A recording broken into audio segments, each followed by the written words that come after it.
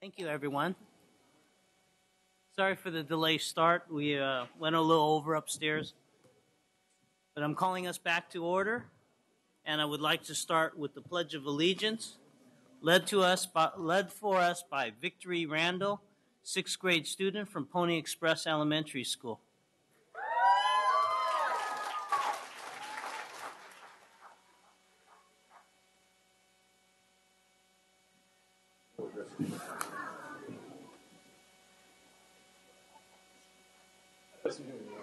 Anytime.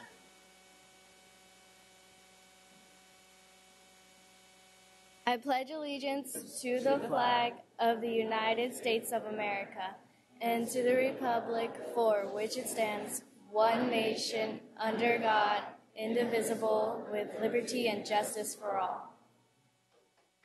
Victor, will you stay there? Victory Randall is an extraordinary student leader from the American Indian Education Program. She is a sixth grader who excels academically in the GATE program at Pony Express Elementary School. Victory and her family travel throughout the year to different American Indian powwows across the U.S. to dance and compete. Victory is a traditional dancer and excels in this art form. She was recently asked to be the head young lady dancer at the Gathering of Nations 2015 powwow next month from April 23rd to 25th in Albuquerque, New Mexico.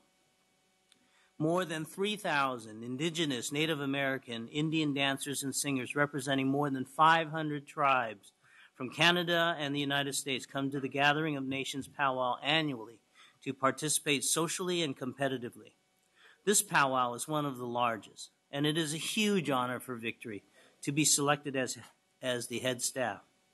Victory and her family are preparing a special contest in which other youth up to age 18 will compete in a sibling team dance. Victory is representing her tribe, and I hope I pronounce this correctly, Oglala Lakota, and her family, Sacramento, and the Sacramento City Unified School District at this powwow. We are proud to honor Victory Randall as our stellar student.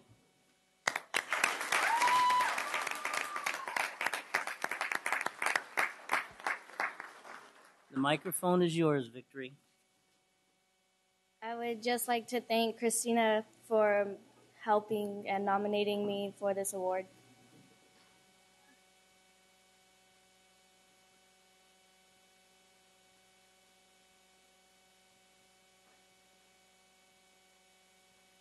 I have the Certificate of Appreciation presented to you, Victory Randall, signed by me.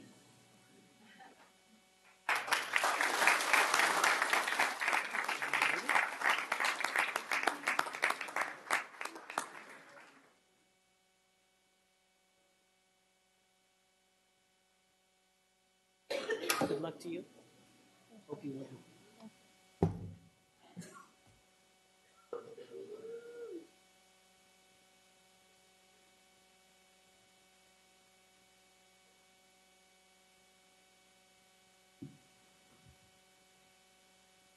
Moving on, item 5.0, announcement of action taken in closed session. Yes, Mr. President, three actions to announce out of closed session.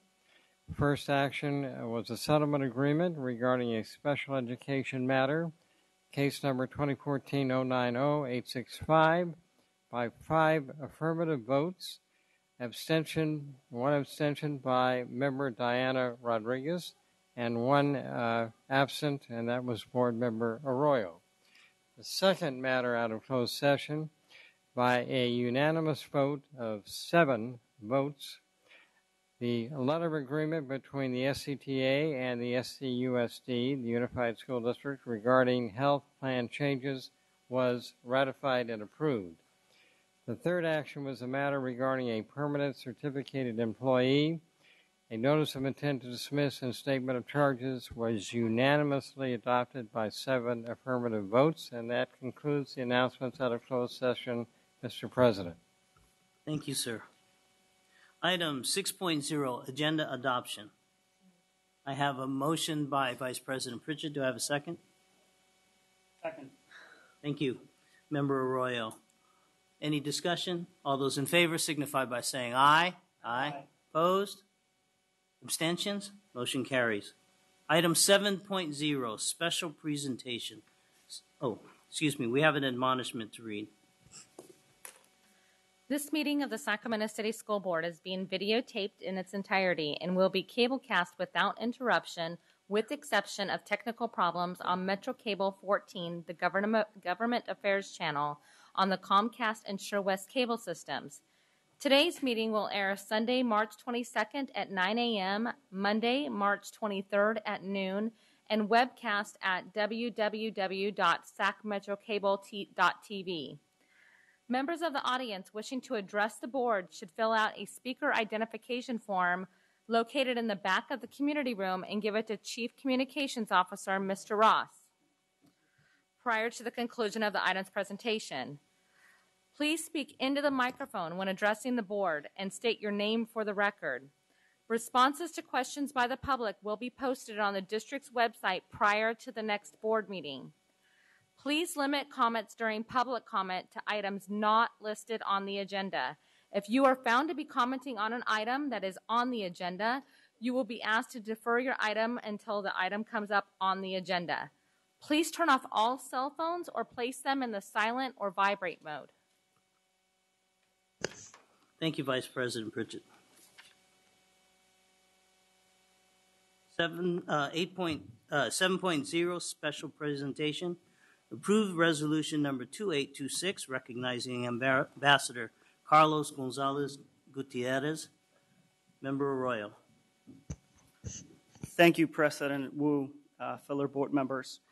Before I start, I would like to say thank you and appreciate the leadership of President Wu and members of the Executive Committee and the rest of the board in allowing this recognition by the community and the Board of Education for Ambassador Carlos Gonzalez Gutierrez, who is a pleasure for me to be the lead presenter of this honorific.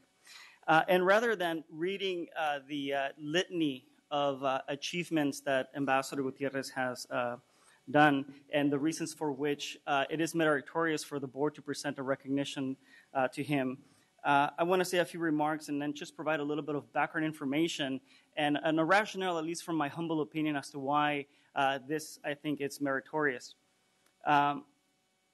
Ambassador Carlos Gonzalez Gutierrez is, and this is mainly as background information for those folks that either have not met him or have not had an opportunity and a pleasure to actually work with him in the past.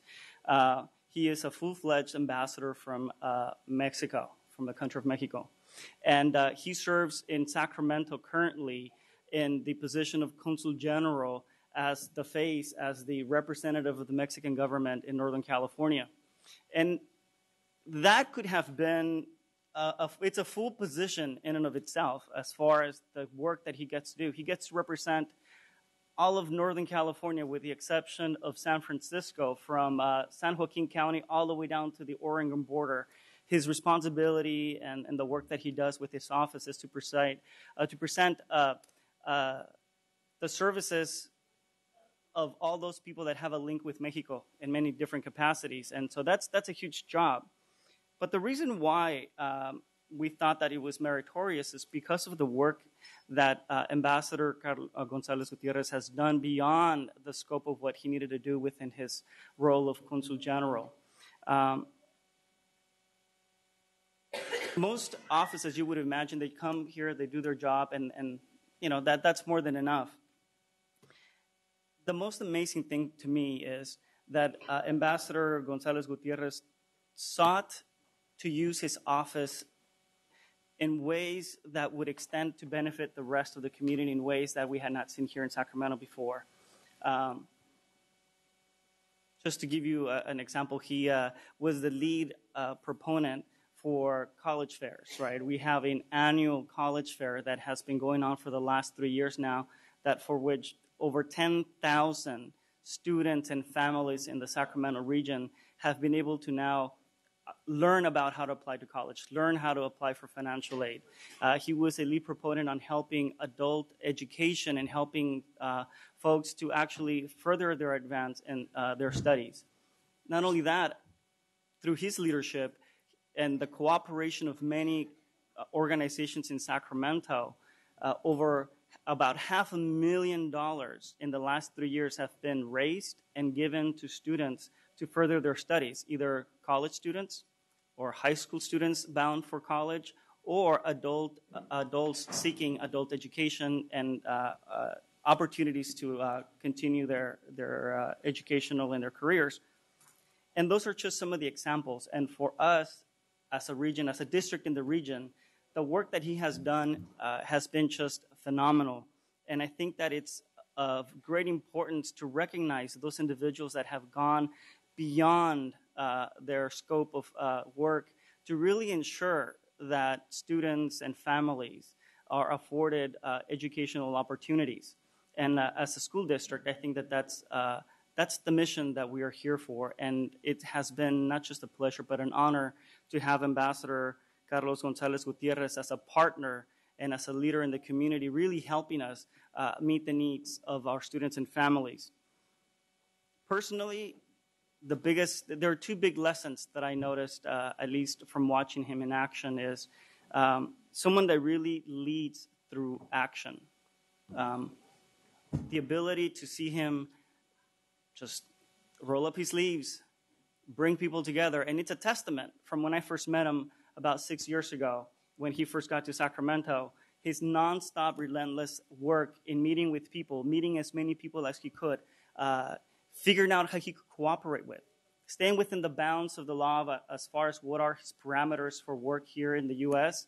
He found every opportunity to collaborate, to work with, to further the need, meeting the needs of our community. And then the second lesson that is derived from that is that he really sought to address the need of others in a way of helping others as a means to help ourselves. So he's got a responsibility as a consul general, but he did not limit his role to that. He thought, and his perspective in life is of helping others, because when you help others and when you help your community, you're helping yourself as well. And to me, that is one of the most valuable lessons that I learned from his tenure here in Sacramento. And I think it's one of the reasons why we are going to miss him so tremendously. And obviously, this is not the work of one person, right? I mean, this is the work of a committed team that under his leadership worked night and day, because I witnessed how early they were in their office and how late they were in their offices, working to ensure that his vision got implemented. And that vision was also the cooperation of entities like Sin Amigos, organizations like, the list is too long of organizations that actually worked with him, but it was him, it was his staff, it was numerous people in the community that really worked to work in helping the community. Having said that, it is an honor to bestow on Ambassador Gutierrez the marble apple from our district as a small token of our recognition and a resolution memorializing all the benefits that Sacramento was able to gain through his service here. Needless to say, Ambassador Gutierrez has the full rank of ambassador, and he could probably be the ambassador of Micronesia. He's definitely earned it, or the Bahamas, or who knows where, right? But as one of my former bosses once entrusted me one particular task and said, no good deed goes unpunished. So now he will be representing a different part in the U.S., I think in Texas. And so they will be very fortunate to have his service. But having said that, I would like to thank you and offer any other fellow board members that might want to share any other words. Member Rodriguez. Thank you, President Wu.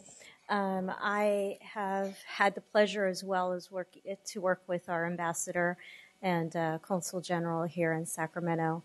Back in 2009, I remember our first encounter in the basement at the Capitol in the Rotunda, and it's just been wonderful ever since. I learned so much, and I can't thank you enough for teaching me about Maya culture and providing resources so that I could learn a little bit more, so that I could be a better representative for those who live here in Sacramento and those that I represent. But not only does it extend here in Sacramento, but wherever I go, I have a greater depth and understanding and appreciation for those who are binational, for Mexicans who live abroad, and for the advocacy needs of everyone from every other country because of your service and how you have taught me.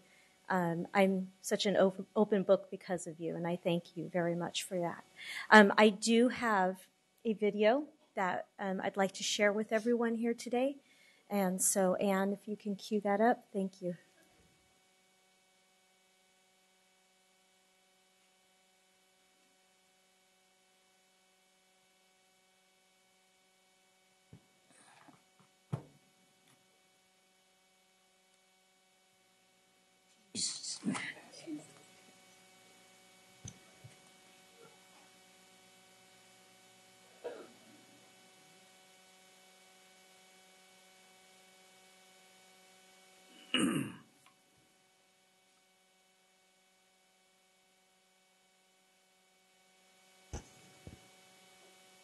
Technical difficulties. Maybe we should all sing. Found a very strong tree here in Sacramento with many branches of the Latino community, of the Mexican and the Mexican-American community. And what he did is that he nurtured that tree, and the trunk became stronger, the branches became stronger, and then we had great harvest of fruit. Well, Carlos came in and I think, really had a great strategy.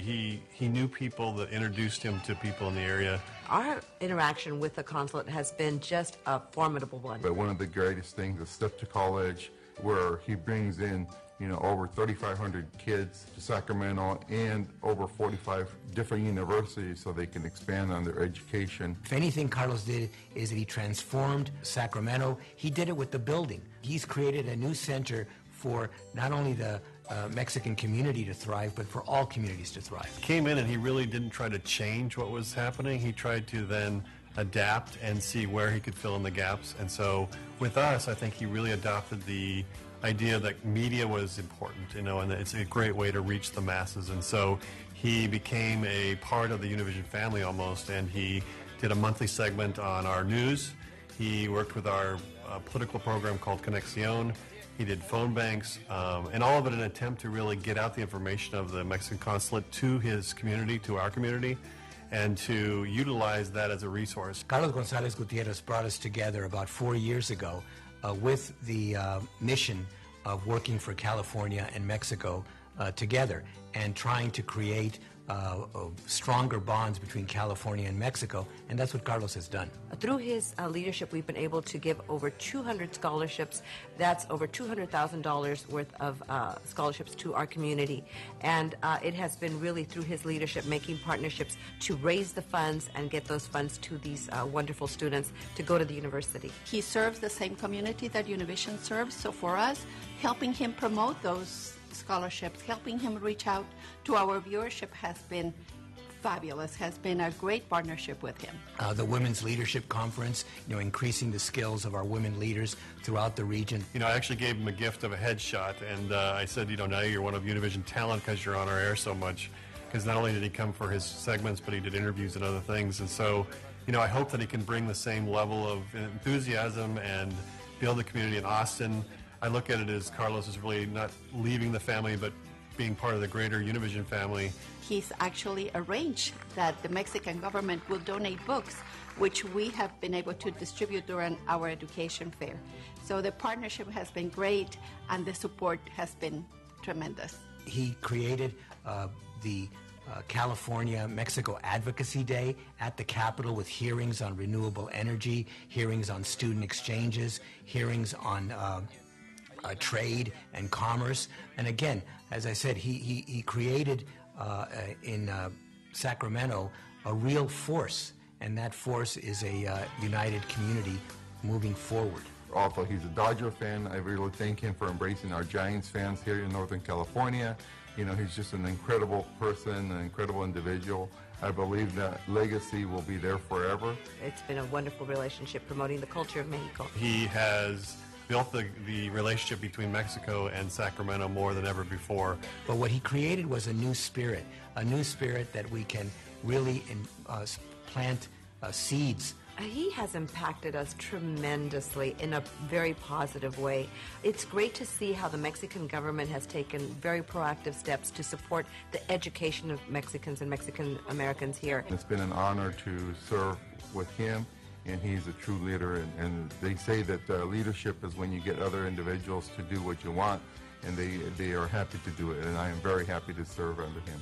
Carlos, como dicen los franceses, bon voyage. Carlos, nos despedimos, pero no decimos adiós, decimos hasta pronto. Carlos, te vamos a extrañar muchísimo, señor embajador.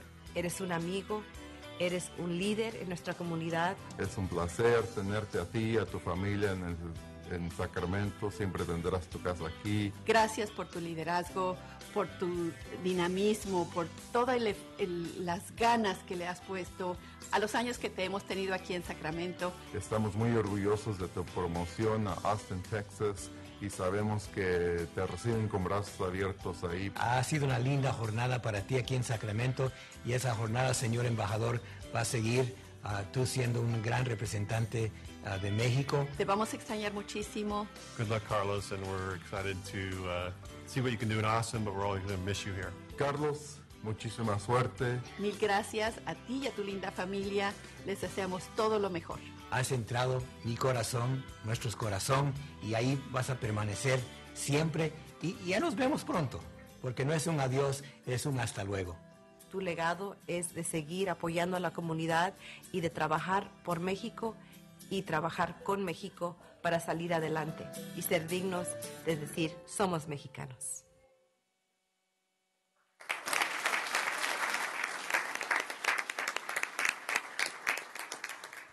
And if I can be allowed to say one more thing, Ambassador Consul, thank you on behalf of all of our families and children with Sacramento City Unified School District for all you have done to further their education opportunities. So we thank you, and we can't repay you enough, but we hope that what we have presented for you today is just a symbol of our token of appreciation.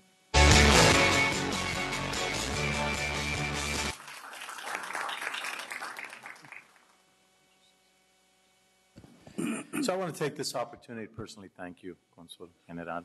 The time that I've been here, I've just been very impressed. You're a man of great dignity, passion, and compassion for this community. I had an opportunity to go out to the college day fair, and just to see how you've really gone the extra mile to provide a setting that supports our students, and especially our students that are looking forward to going to college. So again, muchísimas gracias por su liderazgo y también su amistad. And I hope the audience will bear with me. We have some procedural items to take care of as we move forward. But first, I'd like to thank Ambassador also for allowing me to participate in Steps to College. I hope that is not lost with your loss here. I hope the community will be able to continue that. I think it has provided dreams. You see the children in this classroom today. In this room today, many of them are able to think about college because of some of the programs that you've begun here in Sacramento.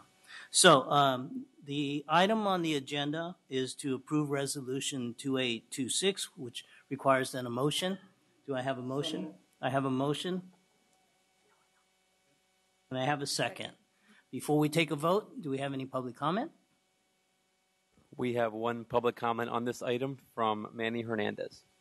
And as he walks up here, I'd like to recognize and thank Manny Hernandez, former school board member, Sac City Unified. Welcome, Manny. Thank you for having me back. And on behalf of Cien Amigos, a nonprofit public advocacy group, we too are here to support the resolution, and we thank you. Everything that you've said as either board members, the video, I think it says it all. I'm not going to repeat any of those things except to say thank you on behalf of the community and for what this transformational man has done for the Sacramento region and Northern California. So with that, we're here. President Jim Gonzalez, Maria Morales, his wife, and we have here Dr. What's my name? Yeah, I always do this. I always forget names when I'm here. So, Alicia Mesa. I still call you Dr. Mesa. So, at any rate, with that, I don't want to belabor this. I just want you to, with the support of the full community, approve the resolution. Thank this great man who we believe has a chance to change Texas as he's helped change California. So thank you very much. Thank you, Manny.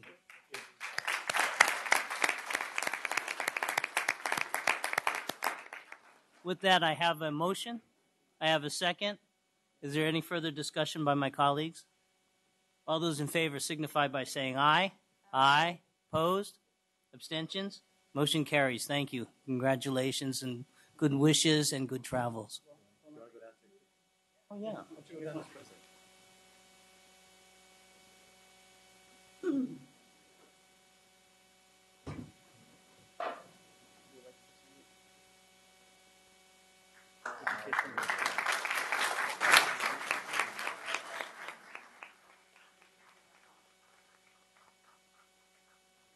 Commemorating all the work that you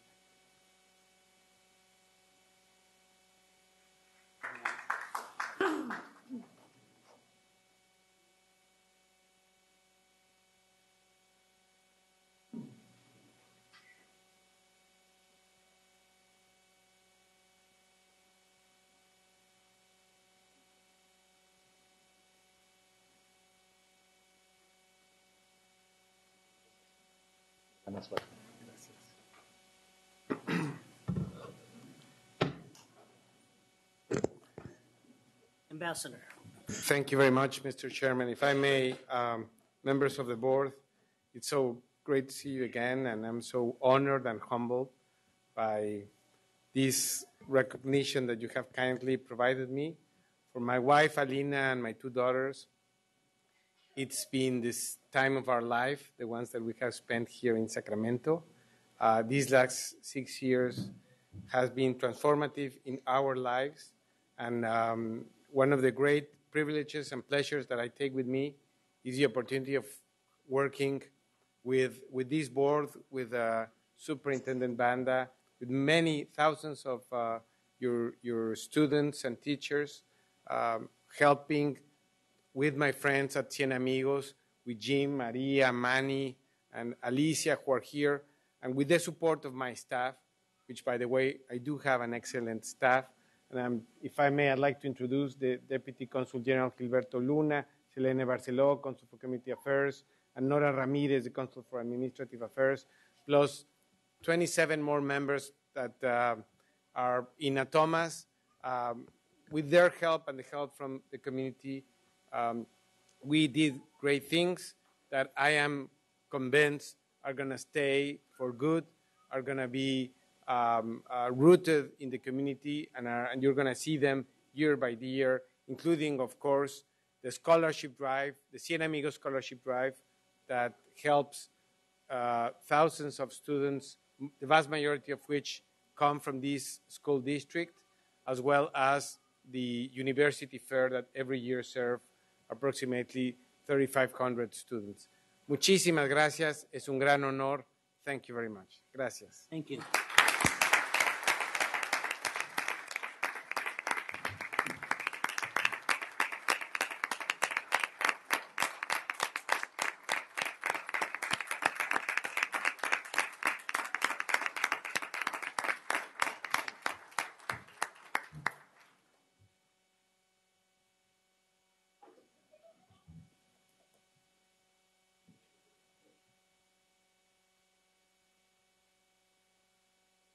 Moving on, item 8.0, public comment. Mr. Ross. We have 6 comments on 8.0. The first 4 comments, if folks can please line up behind the podium in the order you're called.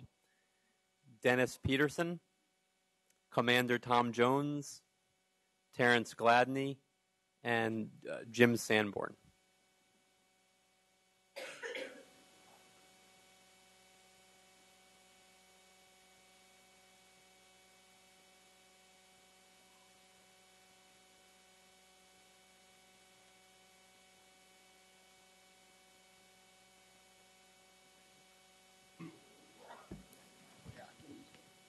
bunch of Good evening.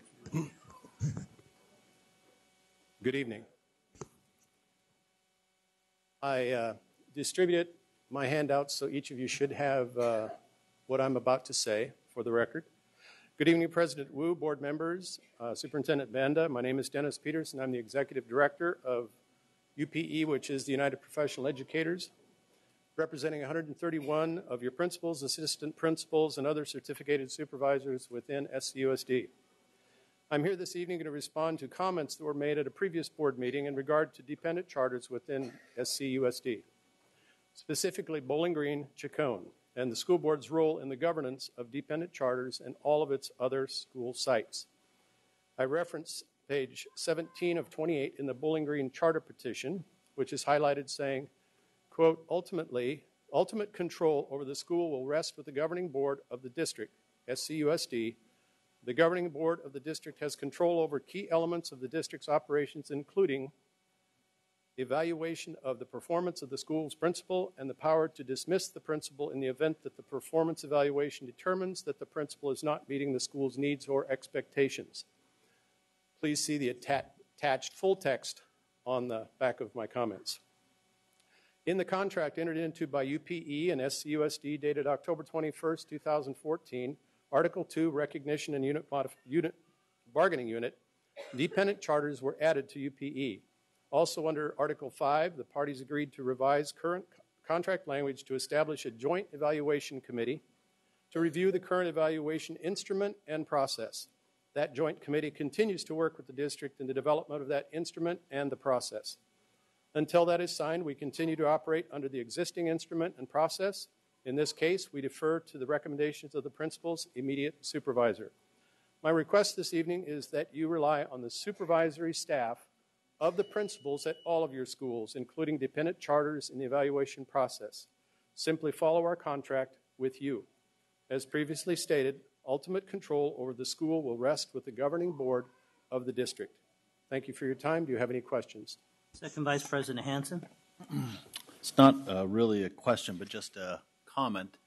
The charter that Bowling Green has does have a conflict in there where there's a provision for the staff to vote on the performance of the principal.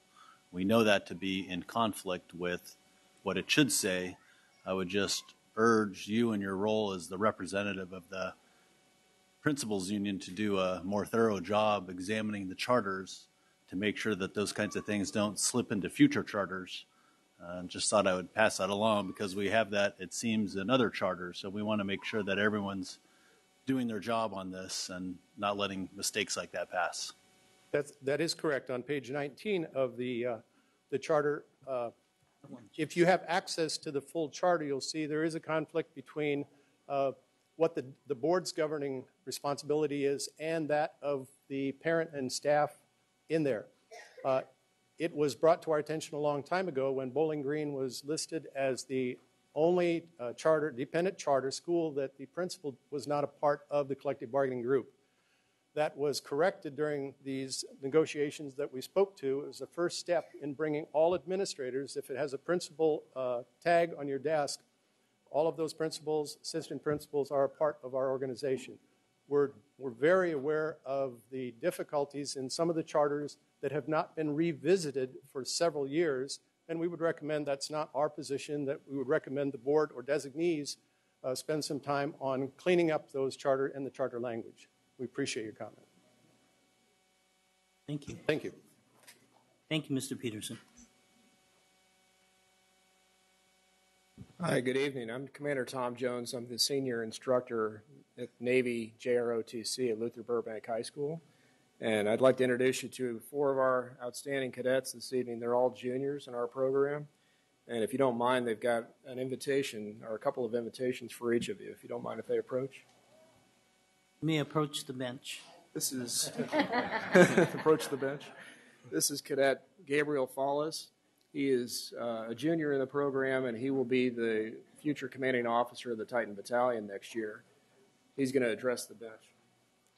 Good evening, ladies and gentlemen of the board. I'm Cadet Senior Chief Petty Officer Gabriel Fallis.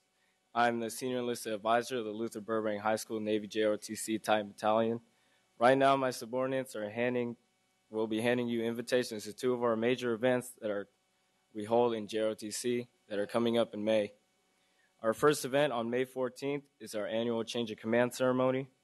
During the ceremony, the current commanding officer will be passing down his command of the unit to the upcoming commanding officer. Our next invitation is to our annual Cadet Awards Night on May 28th. This is a very patriotic event where a variety of our sponsors, supporters, and local veterans organizations donate their organization awards to the most distinguished and prestigious cadets that have displayed outstanding leadership abilities and performance. On behalf of the Navy JROTC Titan Battalion, we would very much appreciate your attendance to these two major events that we hold. Thank you and hope to see you there. Thank you. And just one more comment, just for your knowledge, Gabriel Fallis was accepted into the Naval Academy Summer Seminar, and he'll be leaving this summer for a week at the Naval Academy, which very much increases his chances of getting into the Naval Academy in the fall of 2016. So, excellent. Congratulations and good luck to you.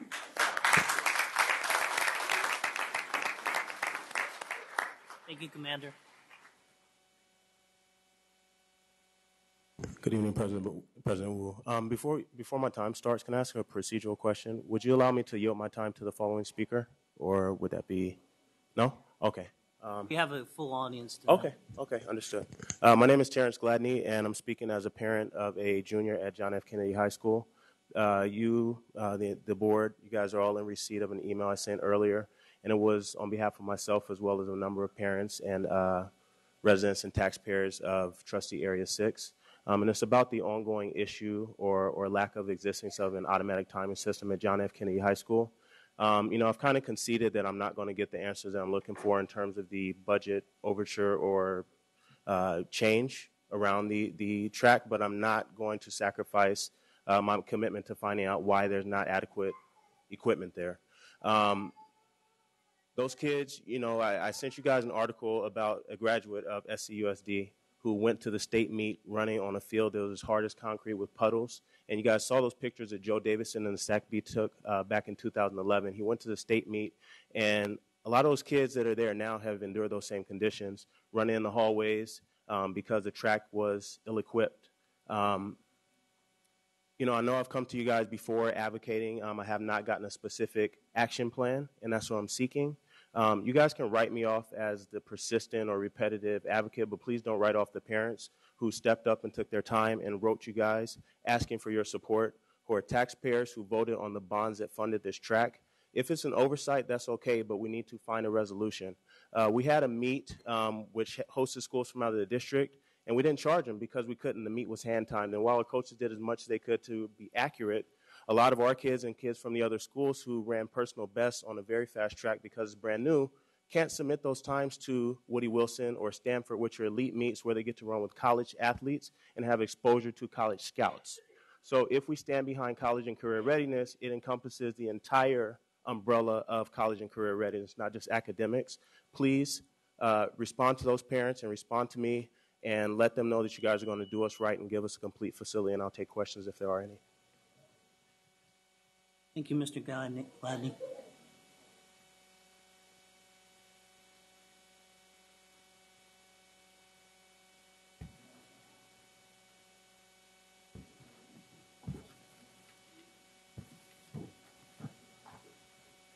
Good evening, board members. Chair, Mr. Wu, Lieutenant Mr. Banda. I'm James Sanborn, and I want to speak about the new stadium focusing on track and field. Tonight's presentation, I am here on my own. As a taxpayer, I'm not representing JFK or the JFK track team. Why do I have interest? Yes, I've said I was a taxpayer. Assistant track and field coach for 6 years and a former track athlete in high school and college. I have a pretty good understanding of what kind of equipment that is necessary to have a proper track meet. Mr. Gladney spoke about the timing system. The left side of the chart was what we perceived to be the process to buy equipment. And obviously it didn't work very well because as our first meet, as Mr. Gladney said, we didn't have all the equipment.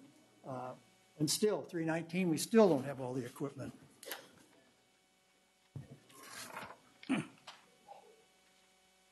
The things that we got were collegiate pole vault, collegiate discus throw area, and still we don't have the high jump pads. In fact, the high jump pads won't be shipped until the 20th of March. I offer you, what if we had other sports venues, a baseball field, a football field with soccer and goalposts, or a basketball court that didn't have all the equipment? Would this be acceptable or functional? Thank you for your time. Thank you. Member Rodriguez. Thank you, President Wu. I'd like to ask the superintendent, when do we expect to have a response back to Mr. Gladney on the issues and concerns that he's raised? Well, we're going to continue to work with Mr. Gladney. You know, we've given him some information and data, so I would have to get more specifics about what exactly he would need, but I would entertain that, having another follow-up meeting on that. Well, do we also have an alternative for those students who are at the level of where they could qualify for these important events and heats in the sport of their choice? From what I hear, they're not able to compete, they're not able to submit times, which as a former person who was on the track team and have had friends go off to college on a scholarship because of their participation in track, it's very worrisome to me. So do we have an alternative for those students? I don't have all the particulars about what happened with the clock or whether those times are not allowed. I don't have the information, but I would work with staff to get that and remediate it. And can we expect that Mr. Gladney will get his questions answered, and the next time that he comes forward would be a thank you? And I want to be clear, it already is a thank you. I mean, it's a beautiful facility. But if you guys don't know about track and field, the way it works is this. So we had a bunch of alumni from Kennedy come back to the school, as I noted in the email. They came back on their own time from their jobs, from their school. They helped hand time, so they were probably pretty accurate. But what happens is once it's a hand time, even if they are precise, a quarter of a second is added. So it can be an exact time, but a quarter of a second is added. And on top of that, it's not submitted and it's not accepted. So, it is a thank you because it is a facility that's being used by the community at this point. And I do want to recognize that. And I've come to you guys before and said thank you. But it's just, I'm not blaming anybody. I make mistakes, but let's just get it right because those kids are out there giving their all. And it's the pride and joy of the community.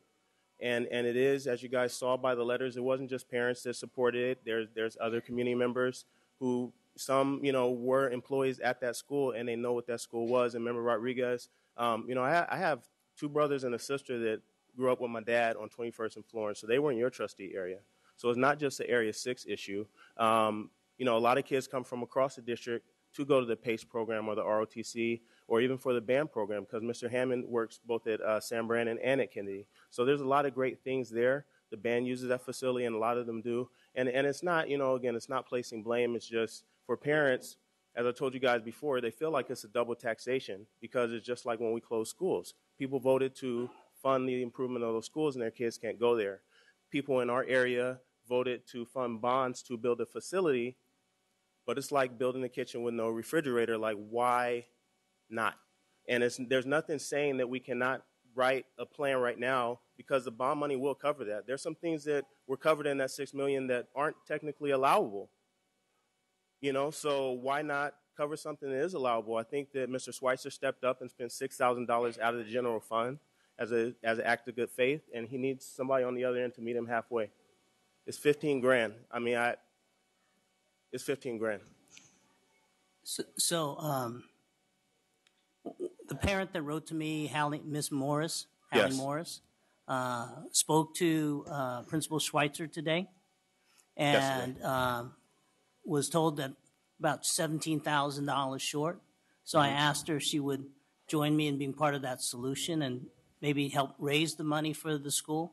That's $17,000, and I told her that if she would take that position, step up and try to raise the money, I'd be the first pledge of $1,000.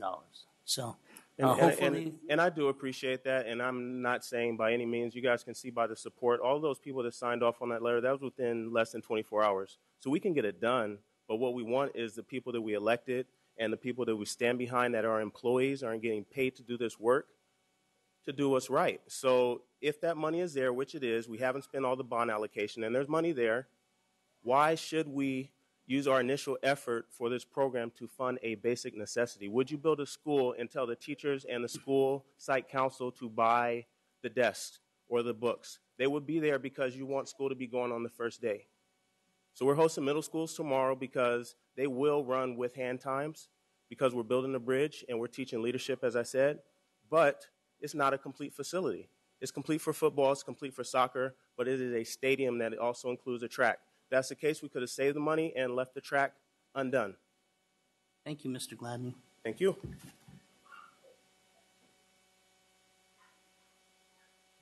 Our final two comments on item 8.0 are from Nikki Malevsky and Rachel Minnick.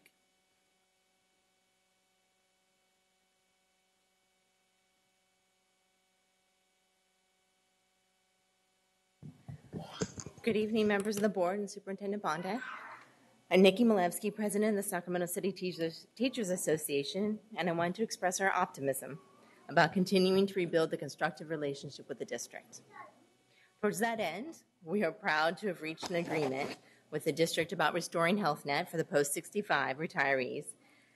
And while there still remains some work to be done, especially with those retirees who are out of area, we especially want to acknowledge the leadership of Carol Mignoni, Gerardo Castillo, and Cindy Nguyen in helping to work this out. Thank you all. We have expressed this multiple times, but we strongly urge you to revisit your relationship with your broker, Keenan, who appears to us to have been the single biggest obstacle and the source of the most problems related to the health plan change. On another note, we look forward to working with you on reopening Washington Elementary. The forum on March 12th expressed a clear interest from the community in seeing the school reopened as a traditional school, something that we strongly support. We also are hopeful that we will be engaging in continued conversations about how we recruit and retain teachers in our district, how we support our student, intern, and new teachers, as well as assist in the continued growth and fulfillment of our veteran teachers, are important conversations that we should be having. Finally, we have begun to work a lot of committee work with the district, particularly with the academic office. In general, things have been progressing, and we, as the democratically elected collective bargaining representatives of the Sac City teachers, are pleased. While there may be some bumps in the road, we believe, and we suspect the superintendent believes, that it is in the best interest of advancing education in our school district for the district and SCTA to work together constructively, respecting the internal decision-making processes of each party.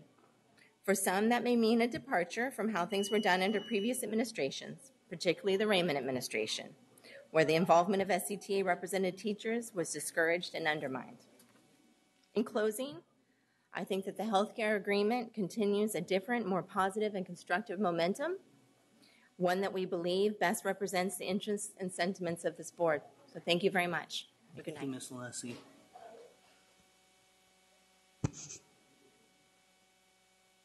Good evening. My name is Rachel Minnick, and I'm a proud parent of 2 children in the Sacramento Unified School District. But I'm here tonight on other business. I wanted to introduce myself in a new capacity. I am now the Executive Director for the Sacramento region of Reading Partners.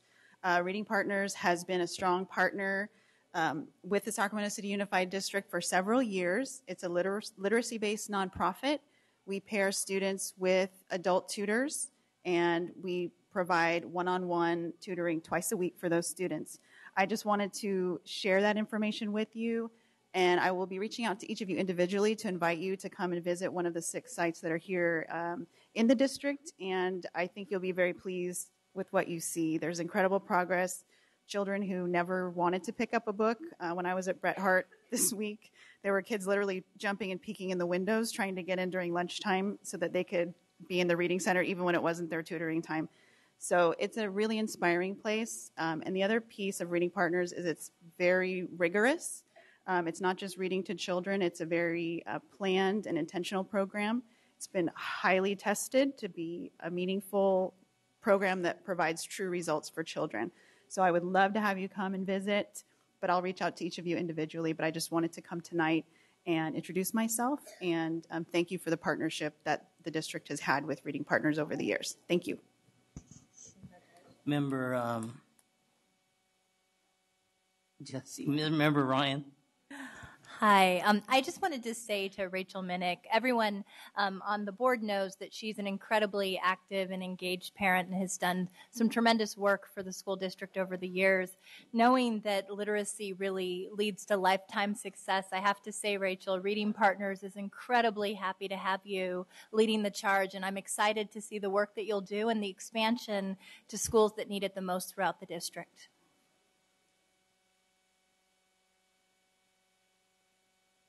Okay, moving on to the public hearing. I'm going to gavel us in. There's a public hearing on the renewal of the charter for Yapay Shoa Academy. Sue.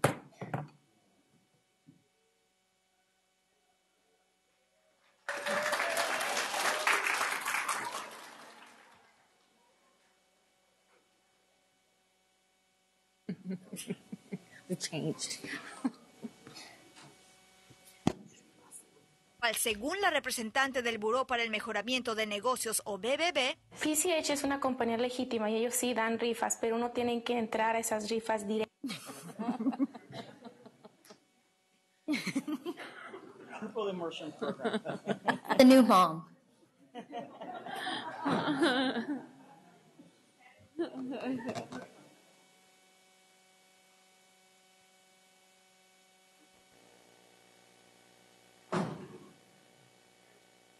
Good evening, Board President Wu, members of the board, and Superintendent Banda. Tonight, we are conducting a public hearing on the renewal of the charter for Yapay Shoa Academy.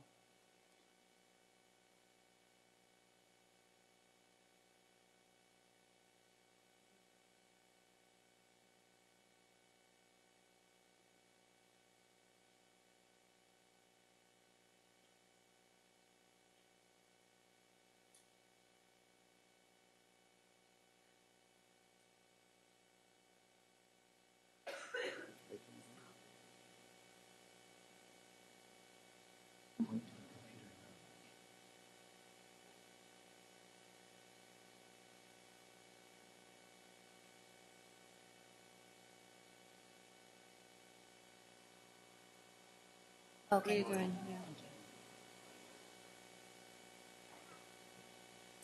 Before we begin, I'll be providing you with an overview of the charter school and explaining the purpose of a public hearing and next steps.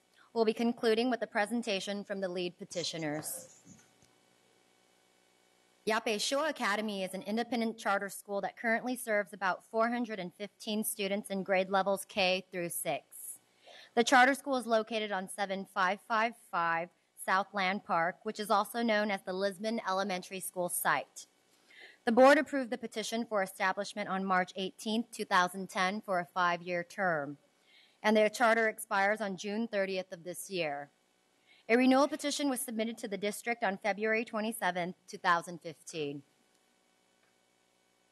Per Ed Code, no later than 30 days after receiving a petition, the governing board of the school district shall hold a public hearing on the provisions of the charter.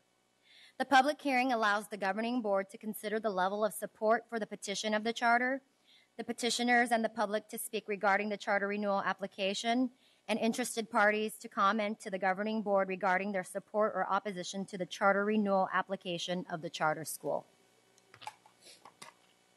Following public hearing and district staff's review of previous practices and data, future plans, and the renewal petition, the governing board of the school district shall either grant or deny the charter within 60 days of receipt of the petition, provided, however, that the date may be extended by an additional 30 days if both parties agree to the extension. At this time, I'd like to introduce Vince Hyung, principal of Yapay Shoa Academy, Megan Lau, Megan Lau, Business Office Manager of Yape Shua Academy, and Lee Ya, Superintendent of Urban Charter Schools Collective.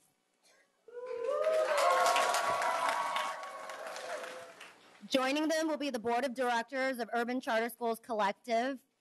That'll include Dr. Dennis Ma and Lance Fang.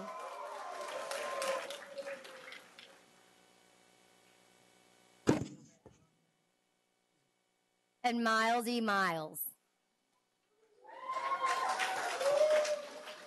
We'd like to also bring up our Business Office Manager, Megan Lowe.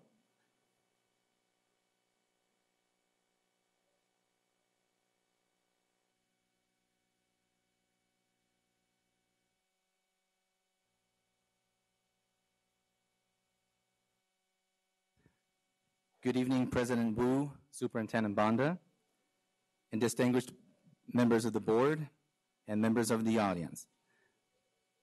My name is Vince Xiong. I'm the proud principal of Yape Shua Academy Independent Charter. Standing with me alongside is our Superintendent Lee Ya, our Business Office Manager, Megan Lowe. I also have with me the rest of our team, two of our board members, Board Treasurer Dr. Dennis Ma, and member Lance Fang. I also have brought our staff. So members of our staff, if you can please rise to be recognized. We also brought our scholars and our families. Scholars and families, please rise to be recognized. We left the other half in the bistro. And then, of course, members of our community, if you can also rise to be recognized.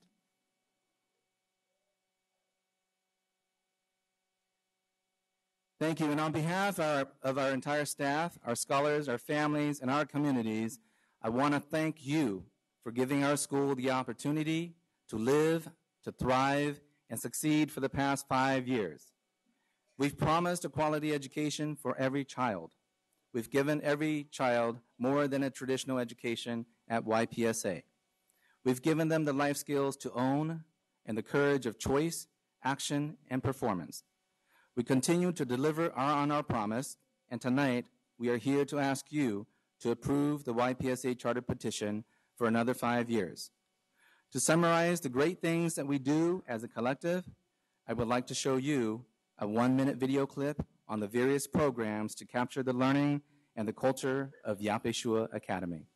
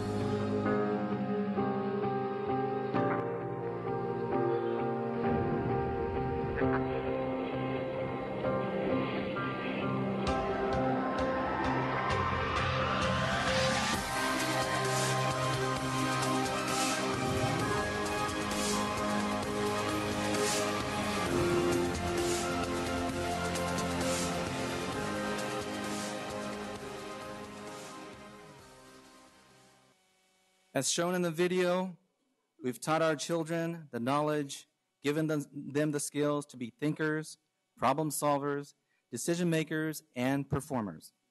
As a result of our programs, our scholars have demonstrated academic gains as illustrated in this bar graph from the CST between 2011 and 2013. YPSA is indicated by the blue bar. It shows that in year 1, YPSA scholars scored below the district's average and below that of the state. In year 2, YPSA scholars outperformed both the state and the district.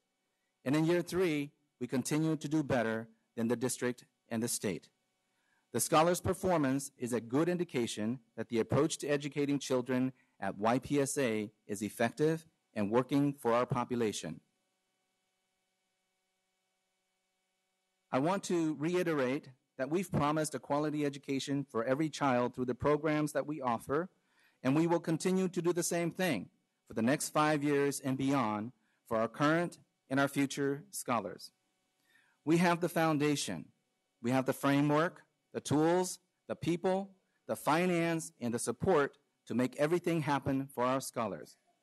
Our scholars all know that they can learn anything, do anything, and achieve anything. So tonight, we are asking the board to approve the YPSA charter for another 5 years. Thank you. Thank you. Before we take questions, we have a number of speaker slips. Mr. Ross? We have 26 comments. Okay, go ahead, Colin. I'll read speakers' names 5 at a time. If folks can please line up behind the microphone in the order you're called. Our first 5 speakers are from Sam Montgomery, Jocelyn Saipan, Kava, Lonnie DeWitt, and Kayla Toscano. So as the speakers come up, I would ask you to recognize that because they're each given 2 minutes, 26 speaker slips will take us, as they walk up, more than an hour. So if there are comments that are repetitive and somebody has already said it, would you just please say that you agree and quickly summarize your statement, and we can move forward. Because tonight we're not taking a vote on this matter. We're just taking public comment for the purposes of this hearing. Thank you. Good evening. My name is Sam Montgomery, and I am here to talk about the wonderful experience with YPSA. The experience my daughter received not only advanced her, but she gained self-motivation and confidence while she continued to push herself throughout junior high. It takes a good school with excellent teachers as a foundation to teach them to strive and never give up, no matter how challenging life gets. YPSA taught my daughter how to be respectful. They helped her build confidence. She learned how to be a team player, and more importantly, she learned how to be independent. I'm so thankful that we were given the opportunity to have YPSA teachers and staff members guide these kids. YPSA have so much to offer. I love the programs that will help kids with their schoolwork and their self-confidence, such as tutoring, study trips, life skills, technology, language, taekwondo, dance, and music. The school makes my kids feel safe. There is no bullying. The school is gated, so strangers can't come and go as they please, and they have surveillance. It's always nice to take an extra step to make sure the school is safe. I love the fact that safety is their priority. It would be nice if YPSA will be around longer so that they can continue to guide and prepare these kids for the future. Thank you.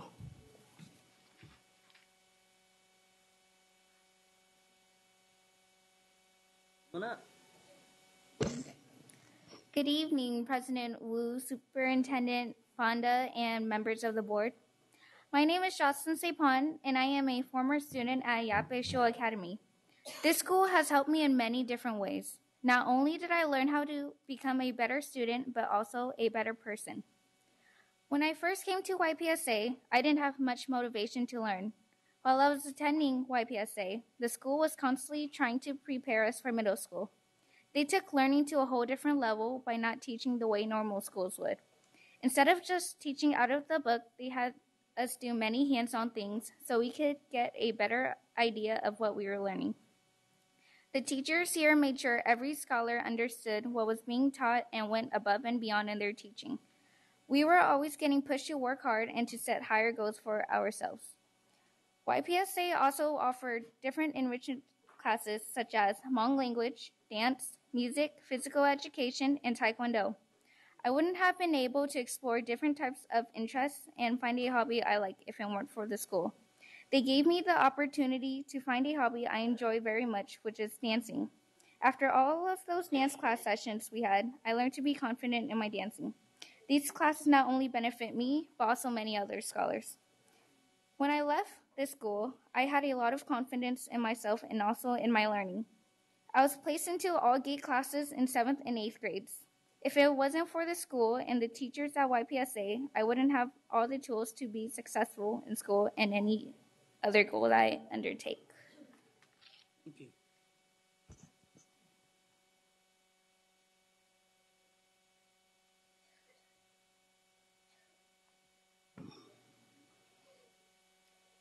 Good evening, President Wu, Superintendent Vonda, and distinguished board members. My name is Lonnie DeWitt, and I'm the proud grandfather of first grade scholar Nevaeh, who will soon be joined by her sibling, scholar Sasha, as a kinder. As a highly decorated, honorably retired United States Air Force First Sergeant and Vietnam veteran, I can assure the board that I scoured the Sacramento area searching for the best school to register my granddaughter as a kinder. Following an exhaustive and thorough search of K through 6 grade schools that offered scholar academic and personal growth that maximize scholar potential and whose school philosophy closely paralleled my own personal and professional higher standards of excellence, YPS Academy became my only choice.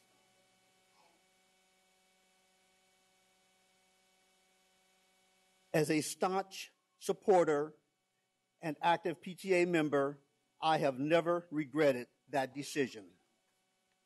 For those board members who are unfamiliar with the creed of a first sergeant, I shall inform you. The mandate of a first sergeant is to lead from the rear. That tactical advantage allows the first sergeant to help recover anyone who falters or falls. This evening, I'm honored to once again lead from the rear in the unlikely event that one of you may falter or fall. The choice is crystal clear. The opportunity now rests with each of you. Mr. DeWitt, can I ask you to wrap it up, please? We look forward to your unanimous vote of confidence to renew the 5-year charter for YPS Academy, while we also look forward to more exciting years of partnership, collaboration, and support. Thank you. Thank you for giving me this opportunity to share my sentiments with this distinguished board. Thank you.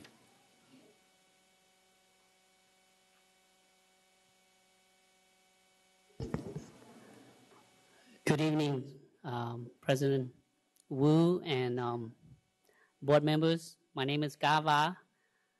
I used to teach for Sac City Unified School District a long time ago. I'm at Cal State Sacramento now, and I teach a course in Hmong literacy, a course in Hmong history and culture. And Yape Shua is doing wonders. You have wonders. I really envy Sac City Unified School District and also envy Yape Shua. I wish there are many, many Yape Shua across America. I'm all about connecting dots as a teacher. If teachers and educators can't teach kids to learn to connect dots, they're not being effective teachers. And you have a wonderful staff, really great administrators at Yape Shua Academy. A few of these teachers are my students from Cal State Sacramento, from the credential program. And I strongly urge you to do the right thing, vote on your conscience, and continue your support for Yape Shua Academy. You're doing a wonderful thing right here. You're not doing things wrong. So please continue to support. Thank you. Thank you. As Ms. Toscano please approaches the microphone, if our next 5 speakers can please line up. Michelle Lee, Zolin Johnson, Lee Tao, Kang Fu Xiong, and Dwayne Dupree.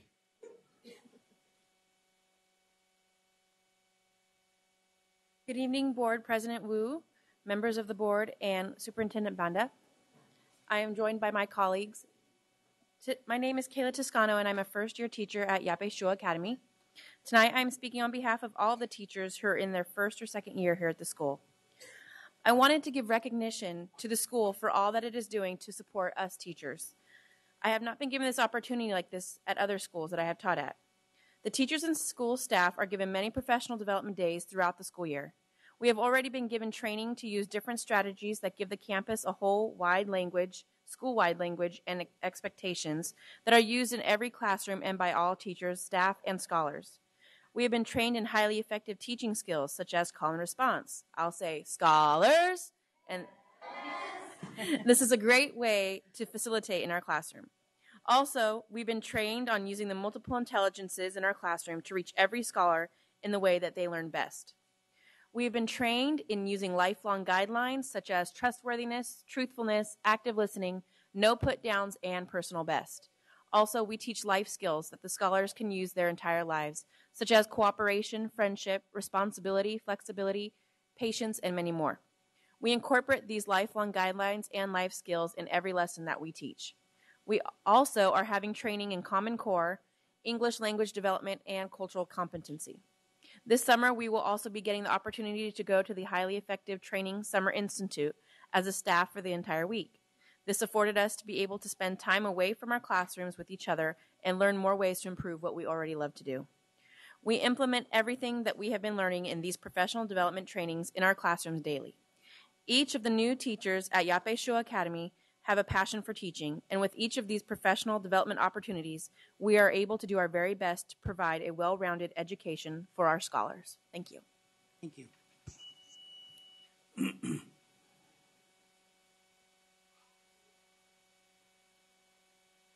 Good evening, President Wu, Superintendent Banda, distinguished members of the board, and the members of the audience.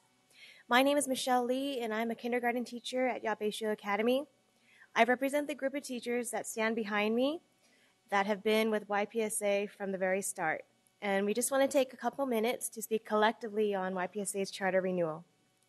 5 years ago, we were the ones that were going door to door, passing out flyers, and offering families information about our new school. We set up information booths outside of neighborhood grocery stores and stood on street corners with signs to come check us out. Most of us were first-year teachers, and it was an overwhelming experience. But thinking about it now, we wouldn't have done anything differently, and we're just so proud of how far we've come. As YPSA teachers that have grown with YPSA, we'd like to share some highlights as to why YPSA is an amazing place to be for all scholars, families, and staff. As you know, we are a school that has a large Hmong population.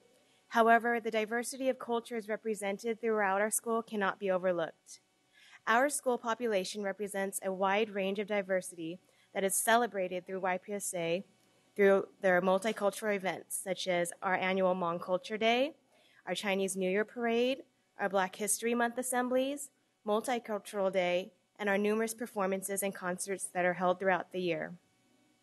And speaking about culture, when you walk onto our campus, you will notice that our school has a really unique school culture that you won't find at any other school. Because our school has a built-in time for teachers to prep and collaborate, our staff is able to synergize and develop cohesion that is very evident throughout the school. Teachers at YPSA can walk into any one of our classrooms using efficacious language, and all of our scholars will know exactly how to respond. Finally, scholars and staff have built a mutual respect for each other based on the relationships made, and we cannot emphasize enough how huge building relationships is with our families. Through continual parent-teacher conferences, phone calls, emails, notices home, and home visits, our staff goes above and beyond to build that relationship with our families. And in return, our YPSA parents have been so supportive, as you can clearly see from tonight's turnout. Families are here tonight because we are one, We are proud, and we understand that YPSA is our school. This is the attitude we hold at YPSA.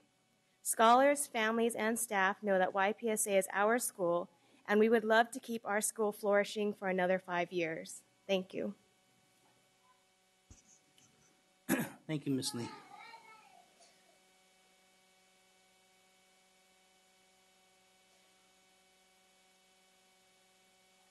Good evening, Superintendent Banda, President Wu, and board members. My name is Lee Ta, and I'm currently a freshman attending Sac High. I attended Yapeshua Academy as a 5th grade the first year that it opened.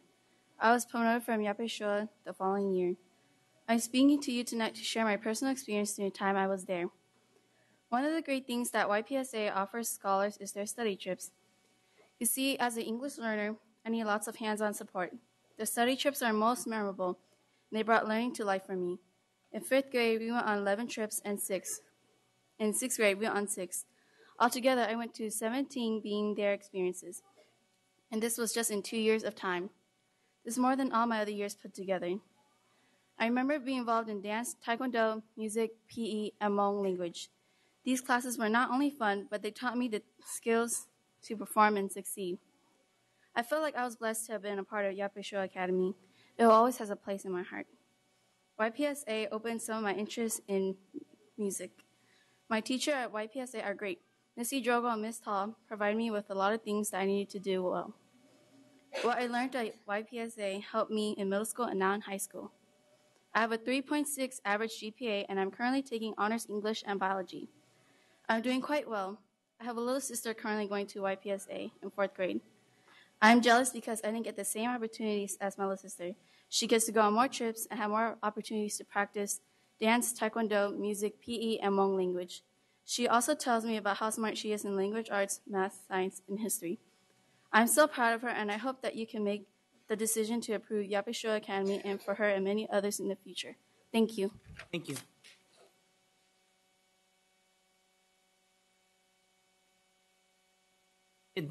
Please step up quickly. Good evening, Superintendent Banda, President Wu, and board members. My name is Oilin Johnson, and I'm here to tell you about my wonderful experience at Yapeshua. It all started when I was in Martin Luther King Jr. I used to get bullied and talked about a lot. Everything changed when I went to Yapeshua. YPSA is 100 times better. Everyone was nice to me and greeting me. That made me feel welcome and like I belonged. Later on, as the months passed, I met Camilla, Gracie, then Kokia. I will never forget my friends and how much they mean to me. I had the most amazing teachers in the world. When I started in 2nd grade, I met Miss DeLeon. She was very athletic and loved to play volleyball and soccer. She also had a good sense of humor. Miss DeLeon had a stuffed animal named Mr. Bacon. She would let us take him home and keep him for the weekend. Mr. Bacon and I had a great time. The following year, I met Miss A. Chow. She was the best reader I knew. She cheered me up when I was down. I remember the time we did an autobiography. She put the writing in a book. In 4th grade, I met Miss Swing. She was energetic and filled with lots of energy. She loved volleyball just like Miss DeLeon. In 5th grade, I was in Missy Jogo's class. She was a strict teacher, but that's okay because she made me the best person. Also, she was a good cook. Right now, I am in Miss Hess's class. Miss Hess is the best because we do a lot of learning activities, and also we play with Mr. Frog. Mr. Frog is a teacher's stuffed frog. Do not take away our school, our teachers, and our learning. I will never forget Yapeshua Academy because they've taught me to learn, to care, to believe in myself, and to be responsible for my actions. I love my school. Thank you very much. Thank you.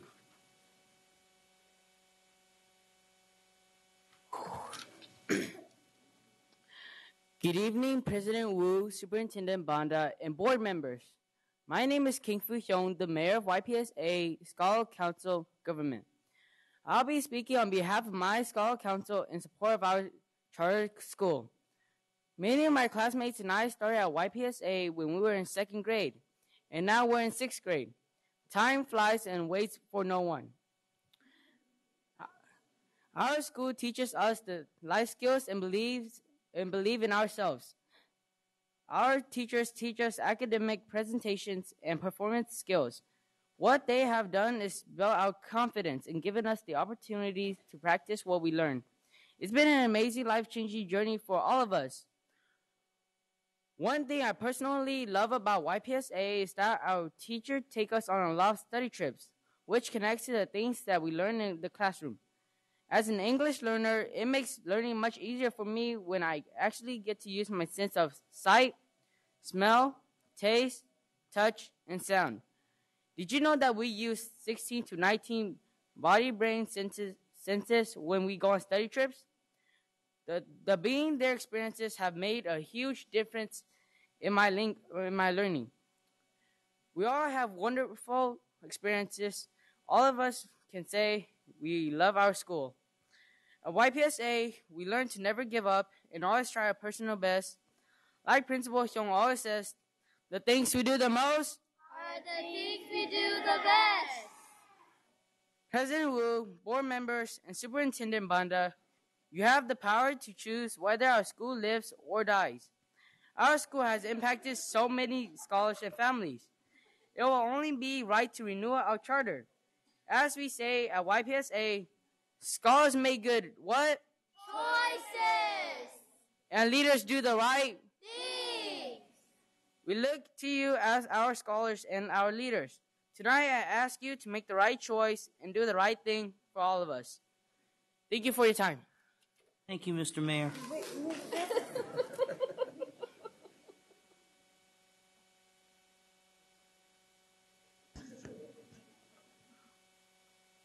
Good evening, President Wu, Superintendent Banda, and board members. My name is President Francis Evelyn Guyo, a sixth grader and been at YPSA since its doors opened in 2010. I want you to know that what it means when you renew YPSA's charter, it means you are ensuring all future scholars will be able to express themselves through dance and music, valuable leadership skills, and self-confidence through the art of Taekwondo. And most importantly, renewing YPSA charter means you will also be allowing future scholars giving the opportunity I was given. As a scholar at YPSA, I've been privileged to have gone on multiple educational field trips. Some of these field trips are overnight camping trips in the Redwoods, sailing on a boat, exploring the ocean in Santa Cruz, going to the Exploratorium in San Francisco to enhance our education with hands-on learning. Besides all these cool and electives and awesome field trips, YPSA has provided many social outlets. YPSA celebrates annually Multicultural Day and Hmong Culture Day. These two events help spread cultural awareness and understanding of diversity. In addition to all these fun events, YPSA has a unique program called Tiger Society. Tiger Society has a mayor, a president, a vice president, a treasurer, and a secretary. As you know, I am YPSA's Tiger Society president, and I am here in front of you representing myself and my school along with the support of my Tiger Society officers, YPSA teachers, and my mom and dad. I say to you, President Wu, Superintendent Banda, and board members, renewing YPSA is your only option. Why would you say no to a school that prides itself in showing a scholar that the world has endless opportunities to teach and scholars that teaches scholars that if you dream it, you can do it, you can become it. Let's continue to keep the torch success burning. Say yes to renewing YPSA. The future is limitless. Thank you. Thank you, Madam President. As Mr. Dupree approaches the microphone, if our next 5 speakers can please line up. Esteban Ortega, Carrie Lee, Bao Jiang, Yvette Barajas, and Jalen Hanohano. Ready? The floor is yours, Mr. Dupree. Good evening, President Wu, Superintendent Banda, and board members, and everyone else. My name is Dwayne Dupree, and I have 3 scholars who currently attend YPSA. I've been involved with the school since my 3rd grader now was here in 2011 in kindergarten, and I can say that every experience has been great every year, experiences get better and better. I've developed a good relationship repertoire with the staff, all good people, and they're all really serious about the scholars getting their education. It's really positive for our community. The children love it. There's not really any bullying at the school. Everyone communicates. Everyone has fun. They enjoy going to school. They enjoy all the activities, and we just ask that you continue to allow the school to thrive and prosper. I believe in this school. I believe in these scholars. I believe in the staff. If you do too, you will renew the charter. Thank you. Thank you.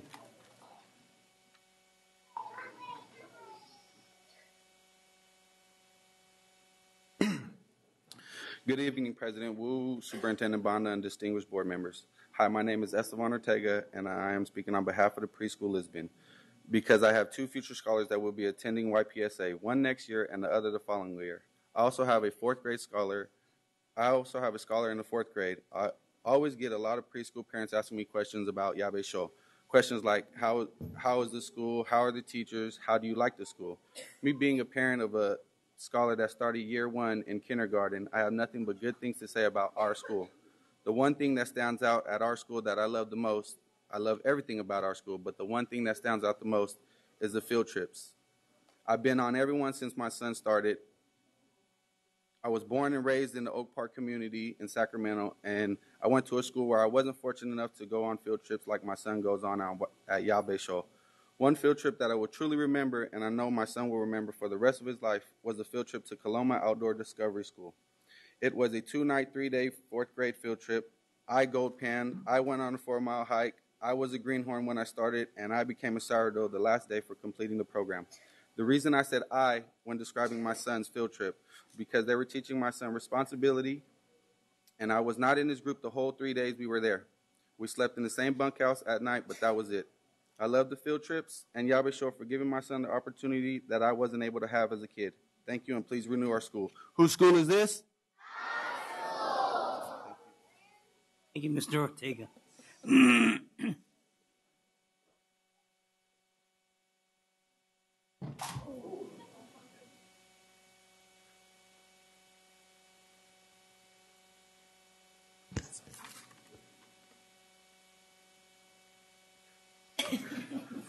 Superintendent, I think you have to raise the microphone a little bit for him. There you go.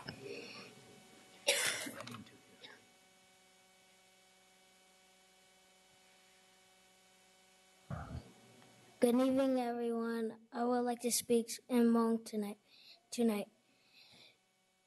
Nyajong Sheda Gu Lumbe Hu or Jalen Hano Hano.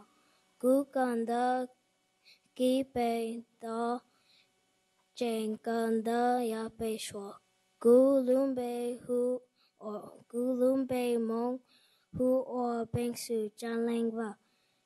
Gu Jong Shia Heng or Gu Dao Mu Ganda Da Jane Ganda Yape Shwa. Do Nu Gu Ganda La Je Heng.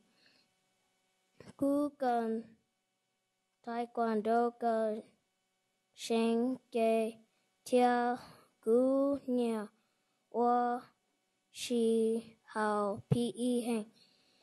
Gu Ga Hai Lu Mong Tia Zhao De Mong Ya Gu Nia Cha Yo Yo Zi Hu Xia Zhong Tia Gia Down the Loge Heng Gu Zhong Xia Wo Gu Jie Ning Dao Zai Lu Jie Gan De No Vi Gu Ze Dao Ya Gu Sa Go Lu Du Me Nyo Mo Mong Dao Gan De Lo Je Tia Dao Ga Dao Dao Ya Li Gu Yo Zuo Lu Jie Gan De Zhong Li Ya Bei Shuo Zuo du me nhỏ yo nhà mu cơ đơ hành wa chan đâu. Thank you.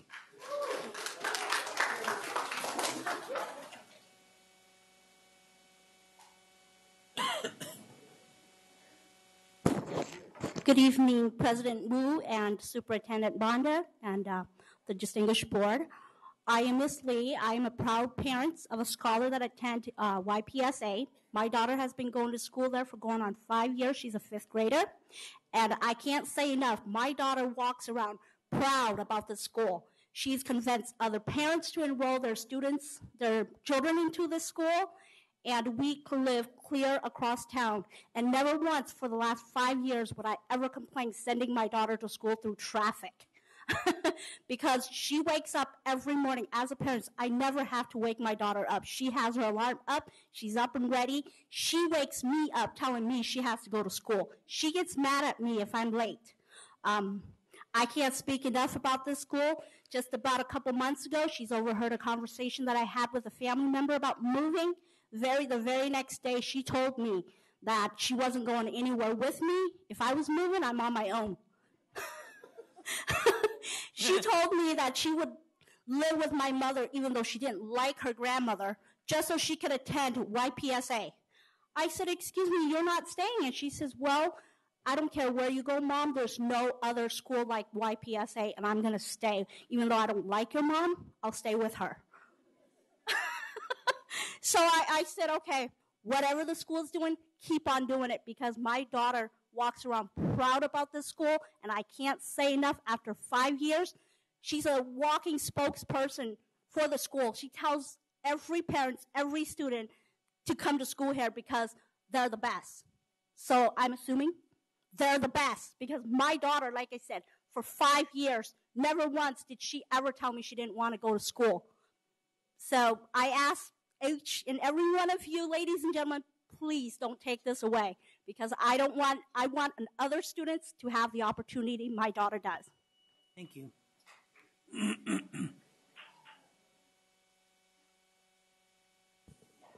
Good evening, President Wu, Superintendent Banda, and members of the board. My name is Bao Zhang, and I am here in full support of renewing the charter renewal for YPSA.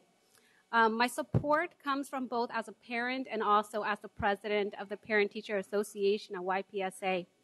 As a parent, I've noticed the tremendous academic and personal growth that both of my sons who attend the school have undergone each and every day. And I honestly attribute that to what they're doing at the school. It is a well-rounded, high-quality education. I am incredibly grateful to the teachers, administrators, staff, fellow parents, and also the other scholars at YPSA for investing in my children's education and all of the other scholars' education and well-being as well. I am hesitant to think about how my children would be doing today had they not attended YPSA. Part of me fears that they would simply get lost in the system and become another statistic. The unfortunate truth is that most of our schools were not founded with the intent of serving our scholars and our families, low-income people of color. As such, African American, Hispanic, Native American, Southeast Asian students remain the lowest performing students in the district. The positive side of this challenge is that there are courageous individuals who are committed to changing the situation. People like the committed YPSA staff, administrators, and teachers. And there's people like all of you who were courageous enough in 2010 to adopt the charter for YPSA. So I encourage you again today to please renew the charter. Thank you. Thank you. As Mrs. Barajas approaches the microphone, if our next 5 speakers can please line up. Cheyenne Lowe, Dr. Tom B., Kendra Tao, Terrence Gladney, and Daryl White.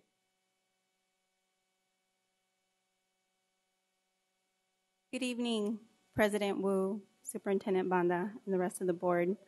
My name is Yvette Barajas, and I am very familiar with the city, Sacramento City School.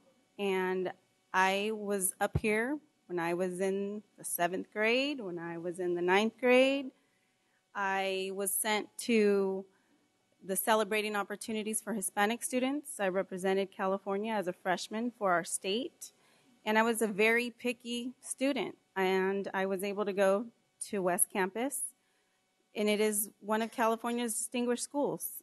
And I was very picky for finding a school that would be for my child. And I'm very, very proud to be Latina, and I'm very, very proud to have a daughter that knows how to speak Hmong extremely well. And as a matter of fact, I just want to thank you all for choosing children first, because that's what you do by being in this field. Mr. Vince Chung, I see him when I drop my daughter off at 7, and I'm not supposed to drop her off that early, and he's there. When I pick her up at 7 p.m. on Tuesdays and Thursdays, he's there. I have never seen such a committed team. It's a family. Thank you. Thank you.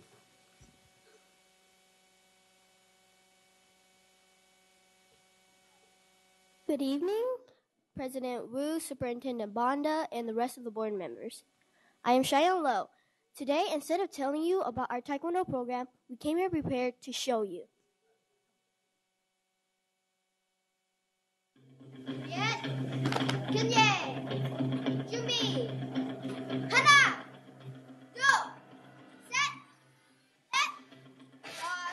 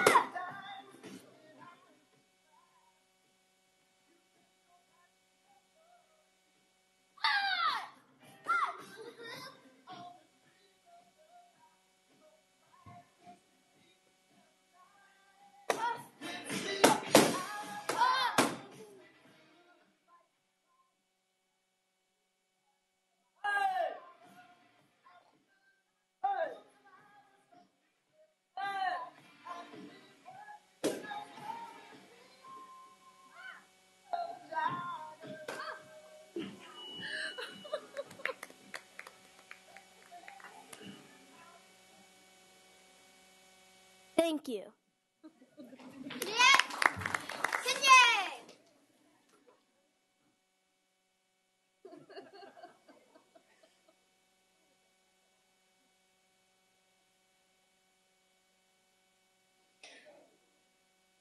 Wow, it was great. Nyajong, good evening, Board President Darrell, Vice President Superintendent Jose Banda, Board members Dana Rodriguez and Gustavo Arroyo, and the rest of the board members. My name is Dr. Tom B., and I'm a rocket scientist at Aerojet Rocketdyne Company. I serve as a Vice President Public Relations for Asian Pacific Islander American Public Affairs, or APAPA, board member of OCA, Sacramento Chapter, Board of Advisor for the Sacramento Hmong New Year, and also TOFA, Tongan Youth Organization, and the Yumian Community Service, and several other organizations. I came before you to show our support for the Yape Swa Academy. The API has been known as a model minority. And because API is so diverse, when you really break it down, there's still a lot of the community from the API that's still behind in the education. So such as the Hmong community. Sacramento has a 20,000 Hmong population. And just like the work that Honorable Mexico Consul General Carlos Gonzalez Gutierrez in promoting education. Education is very critical in the continuing growth of this nation.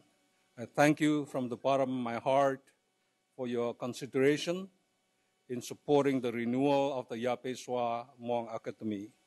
One of my dreams is not in the near distant future. We will have astronaut in space station. Is an alumni from the Yape Shwa Academy. Muchos gracias. Watch out. Thank you, Mr. Bay. Dr. Bay. Good evening, my Board President Wu, Superintendent Banda, and members of the board. My name is Kinder Tao, Executive Director for the Hmong Women's Heritage Association. As a community-based organization, we see firsthand the many great benefits that this school has been able to give back to the community. Since its inception in 2010, YPS has welcomed students within and nearby Sacramento City Unified. The school has become a source of pride for our community. Parents are involved, engaged, and active within the school. At a community level, YPSA is more than a school. It has transformed into a community center that has provided enriching resources to students, parents, and community members at large.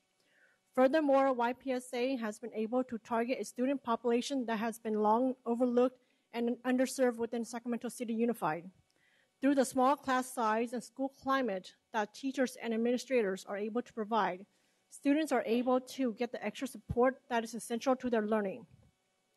Your continued support of YPSA is an investment towards reducing the academic achievement gap among our students, and also to ensure that all students have an opportunity to attend a school that meets their needs. Thank you.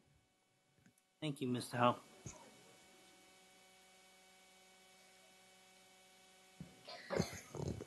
Good evening, President Wu, fellow board members, and Superintendent Banda.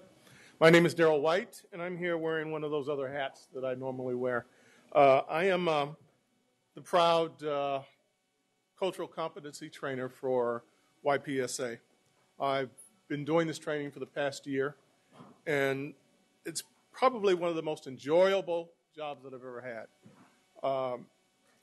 This staff believes that all students should be treated equitably, and they've worked hard to ensure that that happens. We've been involved in a number of activities since the beginning of last year. Let me give you an example of the kind of training that we've been involved with. We've dispelled the model minority myth. We've also been part of discussions around the area of racism, race, what it looks like when it reproduces itself, and what we must do for our kids to ensure that it does not become an impediment to their progress once they leave school. We've brought together the stakeholder team to look at what we thought our school climate should look like. And we've rallied around that theme of school climate, and we've developed a personalized booklet that details not only our feelings, but an outline that makes sure that all staff members are accountable, all staff are accountable, as well as students and parents. It's a beautiful document, and it believes in restorative justice. And as part of that restorative justice package, the team has been trained to do class meetings. I'm tremendously proud of this group, and I just don't see a reason why they wouldn't be renewed. Thank you. Thank you, Mr. White. As Mr. Gladney approaches the microphone, if our next 5 speakers can please line up. Caroline Zhang, Paul Va, Jorge Rodriguez, Tua Lor, and Quincy Lee. Good evening, Terrence Gladney. When I first visited YPSA, it was to actually charter their brand new PTSA. And they were one of the few elementary schools that we had that specifically spelled out PTSA. Most of the time, they just create a PTA because the kids aren't always prepared to necessarily engage themselves in the work. But I remember we charted the PTA there, and it was all hands on deck. They had input from their advisory board. Mr. Zhang was there, supportive, as well as parents and teachers. I went back later to actually do my first parent-teacher home visit training. And again, I saw the same thing. It was all hands on deck. So it was all stakeholders there. Luckily, I've been able to go back later, and I consider myself a part of their family. I've gone back to attend. I've actually been invited and attended their multicultural events.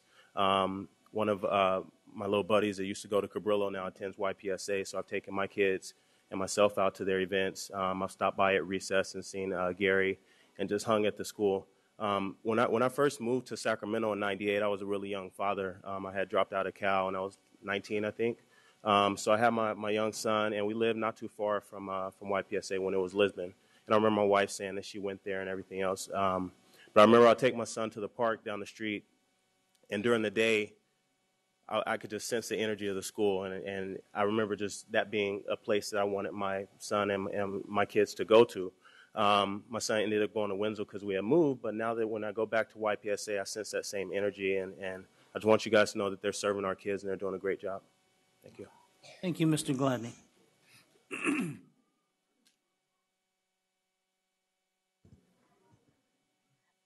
Hi, good evening, President Wu, Superintendent Bonda, and board members. Today, instead of telling you what our dance program at YPSA is about, we are prepared to show you.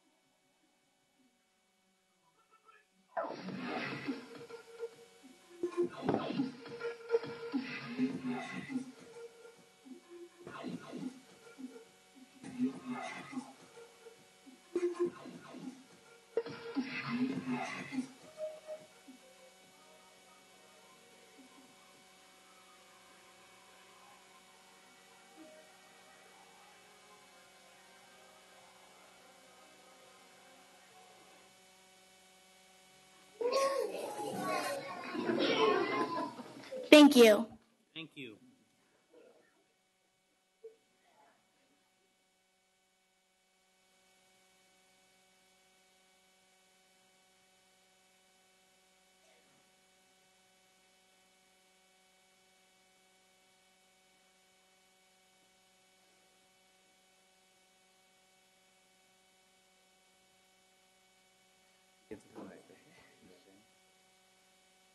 Hello, President Wu, Superintendent Banda, and board members. I am Jorge Rodriguez. I'm a third grade scholar at Yapeshua Academy.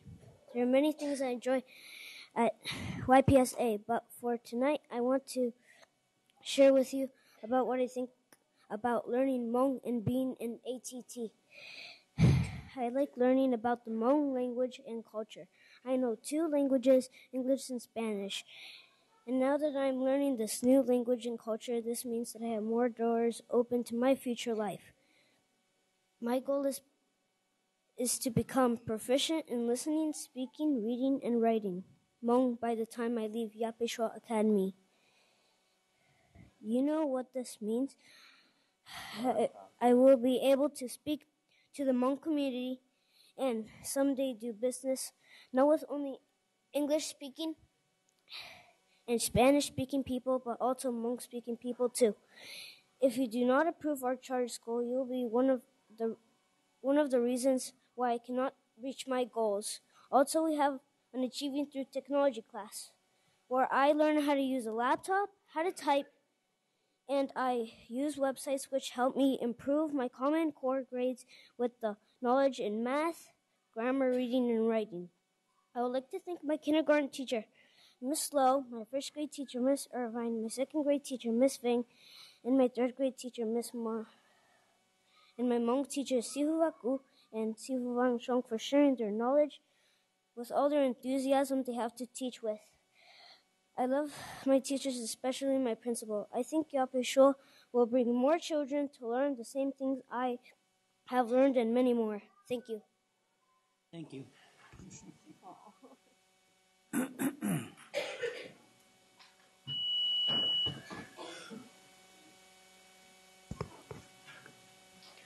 Good evening, President Wu, Superintendent Banda, and members of the board. My name is Quincy Lee, and I am a former YPSA scholar. I am currently an 8th grader at Wilsey Wood Middle School. The 3 years that I was at YPSA has only been positive for me. The teachers and volunteers at YPSA promotes a positive learning experience and encourage me to be the best of what I do. YPSA has helped prepare me to become a responsible young person. I have enjoyed my education and my participation in the program opportunities at YPSA.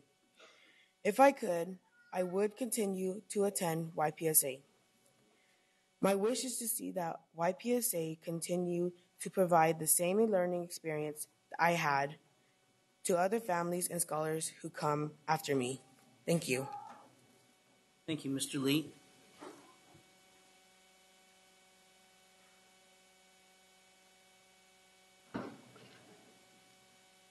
Good evening, Board President Wu and member of the board and Superintendent Bender. My name is Paul Vang. I am the president of Sacramento Hmong New Year. I'm here to support Yape Shore Academy Charter School. Every year, they support Hmong New Year celebration at Kill Expo.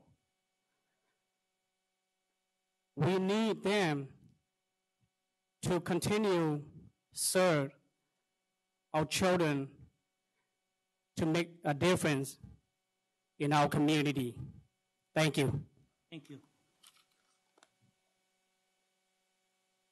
As Mr. Law approaches, if our next and final speakers can please line up behind the microphone. Mary Yang, Christopher Vu, Eileen Vu, and Alex Visaya. Good evening, ladies and gentlemen, to President Wu, Superintendent Brenda, and the rest of the council. You guys just witnessed and saw what we kind of call magic. Little things like this is just a little tease of what's been happening at YPSA. I don't know if any of you guys have ever spent a day over there, but I mean, this happens all the time. Kids want to go to school. You know, you don't get that all the time. Kids don't want to go to school. They want to do something that's fun. Well, they have come up with a way to make it fun, and learning experience has been awesome so that the kids are asking to go to school. I don't have anything prepared, and man, if I had something like YPSA, I'd probably be more than just a farmer, right? But I can just tell you my experience, and I was very blessed in just timing that the school found us, and we kind of found it. Just a few years ago, I had 3 sons. One of my sons was just in a public school that is now closed down. But I was concerned because what I saw was that his grades, he was a good kid, but his grades were failing, right? So I took 3 days off at work and went to the classroom to attend the classroom and find out what the heck is going on with my son. When I walked into class the first day, I find out that my son, because he has gone around and hang around some of the other students that are not the quote-unquote good students, he's sitting in the corner all by himself, while the other good students are sitting in the middle, and this was happening. And when I found this out, I was very disappointed and very unhappy with the teacher. So I'd say, well, look, my son is just as important as these other kids, but my son is spending his time over there. And with the little time and going to the class, we finally got him to sit with the other good students, right? And not too long after that, the school got closed down, so we found YPSA, which is a blessing. One thing I can say, because I'm a farmer, we grow plants, and what do you need when you grow plants? You need very strong roots. If you have very strong roots, you have very strong plants. So please, in support of YPSA, I hope that it gets renewed, and I hope this goes on. This is just a little bit of what you guys seen. It's magic. Thank you. Thank you, Mr. Lohr.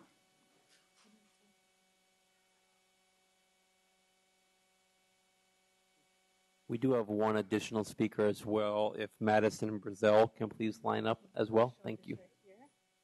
Oh, they don't stand up.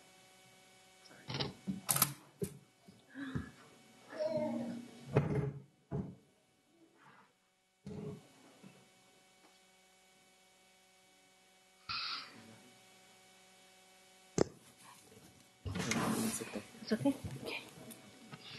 Okay. Hi, my name is Christopher Wu. I am in kindergarten. I am proud to be at Yapishua. Just yesterday, I did that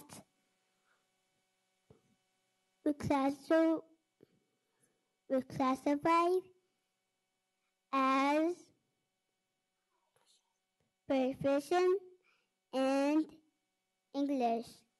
I thank Yapishua for all the support and when I grow up, I want to be a firefighter. Yapishua, teach me what I think about. I bring about. Thank you. Thank you. Have a good evening. Thank you, Mr. Vu. All right. Congratulations on your certificate of achievement. Thank you. Thank you. Welcome.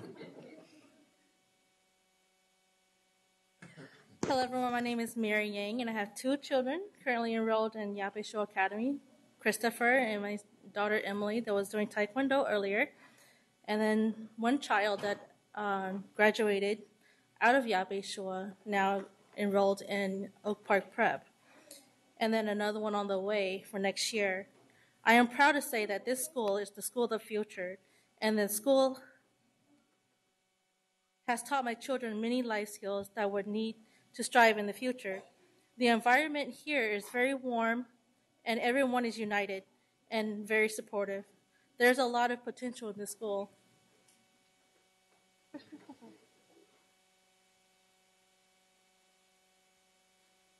You went that away. I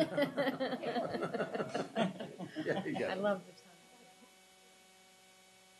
one. He reads better Hello, than I do. my name is Eileen Vu. I am in 8th grade. I attend Oak Park Prep. I grew up at Yapishua. This school taught me all the life skills that will benefit me and help me toward the great future. I want other scholars to receive what I received and even more. In Yapishua, all the scholars that is in that school has lots of potential and really smart. I enjoyed the 4 years attending in this school. Thank you. Thank you, Ms. Wu. You want to tell the tenants of Your life skills? Yeah, for that one. What are the life skills that you learned at Yabe Shore? Friendship, patience, problem solving, and responsibility. All right, thank you. Thank you again, Christopher.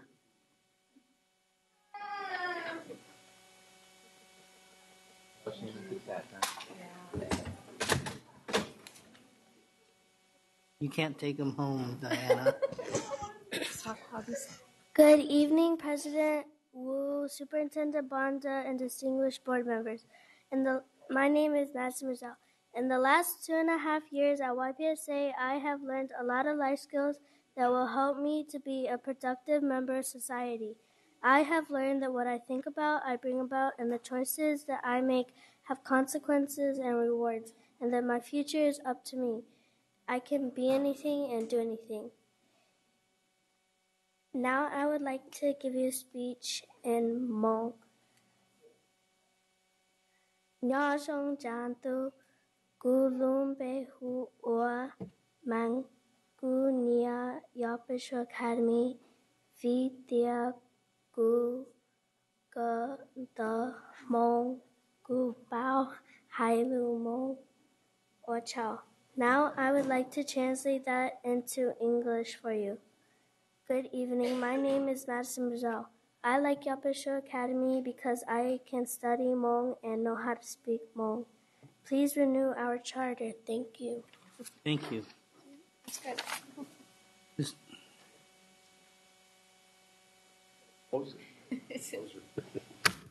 Mr. Visaya. Yes, sir. I'm the last one. I need 15 minutes.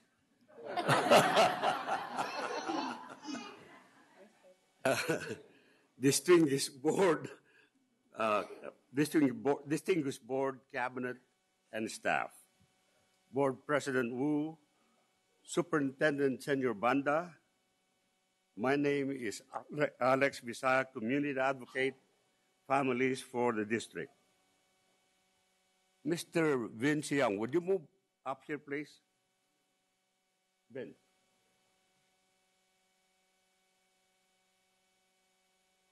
I heard a lot of comments of your school. They keep saying YPSA. I don't know what it means by YPS. I know the word academy. What is YPSA to you? So YPS can stand for a lot of things, but for our school, Yape Shua stands for the future. So it is the Future Academy. Okay. I'll make it simple for you then. YPSA in English to me is Young People Succeed Academically. I'll be brief. The school site has a website which is virtually every day. If you look at it, that's why you have all these people tonight to support the academy. Thank you very much. Good night. Thank you, Mr. Visaya.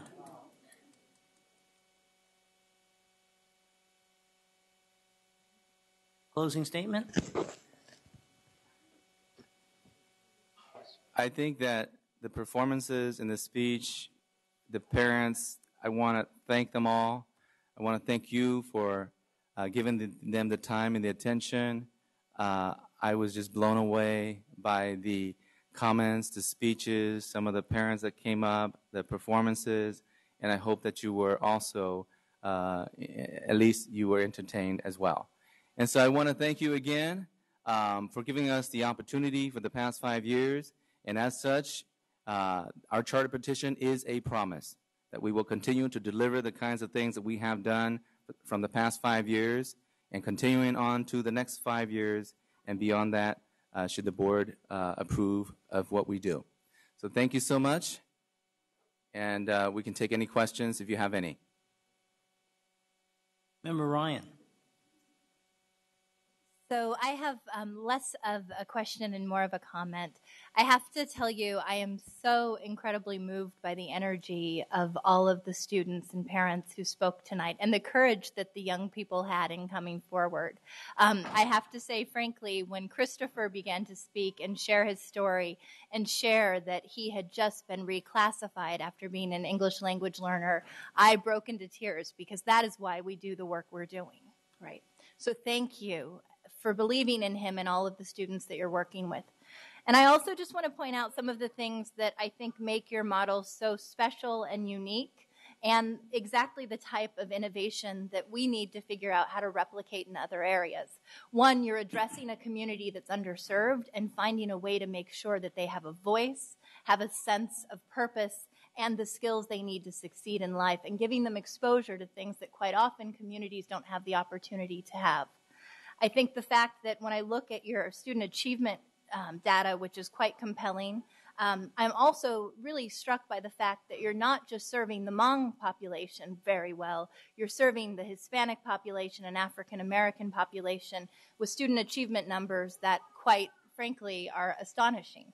You know, I also want to point out the fact that when I looked at the number of students who are on free or reduced price lunch at your campus, you've actually significantly grown the number of students on free or reduced price lunch, going by about 14-point leap from where you were last year. So you're doing that while having this student achievement, and I think that that should not be dismissed. And finally, the fact that you're pulling in things like restorative justice and school climate policies to make sure that our young people understand how to work out their conflicts will give them lifetime skills for success.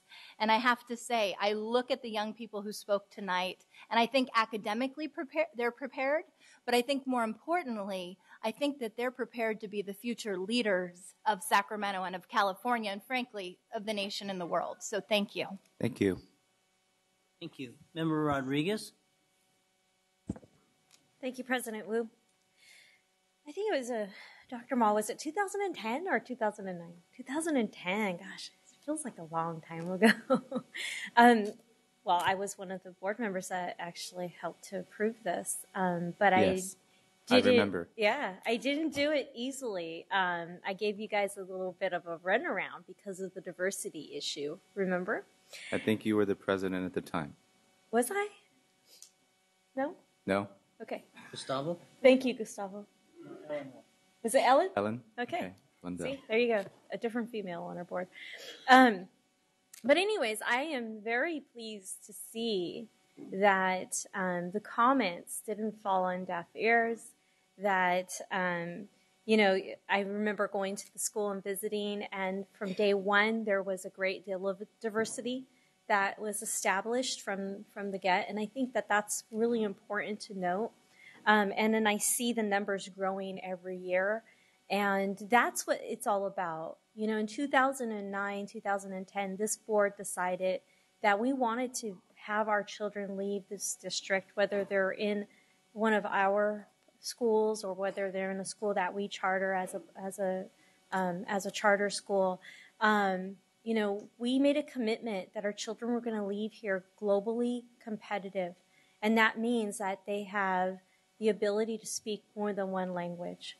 And, I could tell you that I really do talk about this outside of this board room. And I'm going to give you an example. I just received this, and this was not a setup. I just received this evening. So she starts off her letter with, "Hi, Miss Rodriguez. My name is Jennifer. I'm taking a course with Miss Terry, and she's taking a social worker course at USC with a friend of mine, Professor Terry. And she was watching a video that was recorded of me talking about what my experience is as a board member here in Sacramento City Unified School District. And so she goes on to say that she was able to understand what I shared and found that it was helpful to know that there were dual language schools in Sacramento, and that she had no idea that there were dual language schools in Hmong and Chinese. And that she says that she thinks that this is awesome and that she's going to share this information. Not only did I go on to this school site and do my speech, But I also attend a leadership class in Los Angeles at USC, and I was talking to about a good 20 different people about what Sac City is doing with their dual language immersion programs.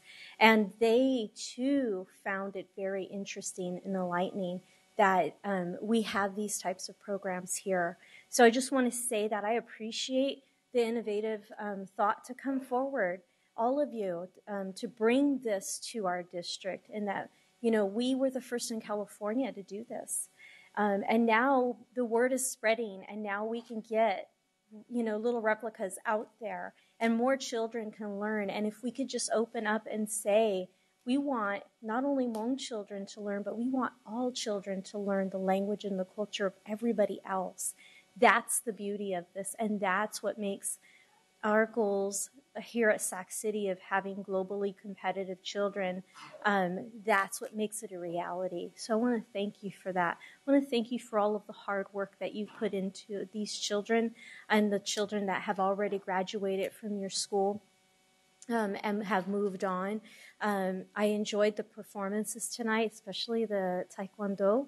And I was very impressed, almost to the point where I said, can I be a kid again? Because I want to go do that during my school day. Our parents take advantage of all the trips. Good. Good.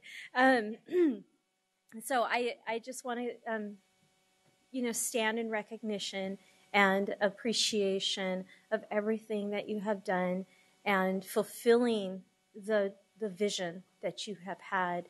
And thank you, Mr. Ma and Yang and Young. Thank you. I want to say thank you, and actually, it is this board that had made it possible for Yape Shu Academy to be the only of its kind for all of Western United States of America, not only just in California, but all of Western United States of America. So you have taken that ownership as well as we had taken on the ownership. That was a collaborative teamwork, but it was upon your approval that we were able to charge that forward. So thank you. Thank you, and you've done us proud. Thank you. Member Cochran. I had the pleasure to visit the other day and see the campus, and thank you, Mr. Zhang, for taking me through the campus. It was a wonderful experience. I'm looking out at all the faces here tonight, and I know these are people who love their school and are very proud of what has been accomplished. I have both read and I saw in practice an EL program that is working very hard to bring students up to English language standards at the school. I'm so impressed by the study trips and how they have helped embellish and improve the students' education and let them set their sights on what they might do in the future. And I also laud the extensive efforts at explaining and educating the children about social justice and other cultures. Myself personally, I see the second and actually third language acquisition that's going on at the school as a stellar example of what can be done with second and third languages to enhance English language learning, and not only just English, but across the board in all academic structures and classes. The other thing I want to point out before I make my final comment is the participation of young girls in these programs is fantastic. I saw your dance troupe, your taekwondo, and I saw your academic work when I went through campus, and they are leaders on campus. They are not in a second chair, they are in first chair, and I'd like to thank you very much for that. Thank you. So here comes the criticism from a board member who's on the Sacramento City Unified School District. Your school is working. Come home. Come back to us or teach us how to do this, because I do not want public schools to fail. I want them to succeed, and you have a model that's working. Can you use your model and bring it back home? That's my question to you, and that's my charge to you as being a successful school, using campus that was part of public schools to help us achieve what you've done. If you pull away from public schools, you're unraveling the core of public education. Bring what you've done, your success, your proudness, your inclusion of females. You're bringing education and culture to everyone who attends your campus. Bring it back home. Thank you for your comments, Member Cochran. Any final words? I just want to say thank you so much for the kind words and the words of encouragement. I think that, one of our friends had shared with me as he visited the school that the heavens open their eyes to enable those with purity and with a vision to fulfill the missions and make life purposeful. So I say that with you as well, and saying that you have that. And definitely, we are home. So thank you so much. Thank you. Now I'm going to close the public hearing and then ask Dr. Lee what the next steps are.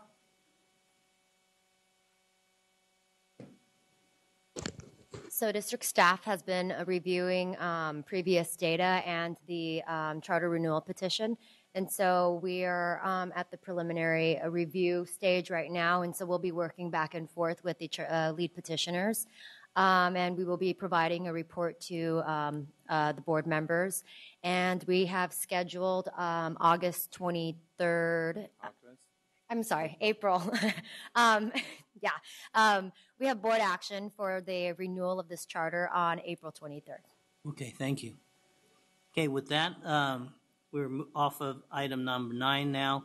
We're going to move to item number 10, which is the consent agenda.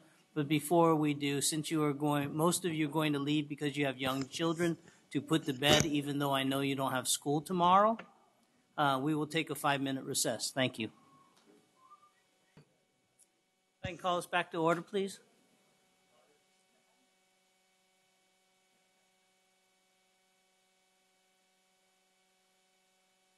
Item 10.0, consent agenda. I understand Second Vice President Hansen would like to pull 10.1A. With that, would you move to the remainder of the consent agenda? Okay, I have a motion and I have a second by Vice President Pritchett. All those in favor signify by saying aye. Aye. Opposed? Abstentions? Motion carries. Thank you. Moving on to then item 11, Board Workshop Strategic Plan and Other Initiatives. By my own initiative, I am going to move up item 11.4, 11.5, and 11.6.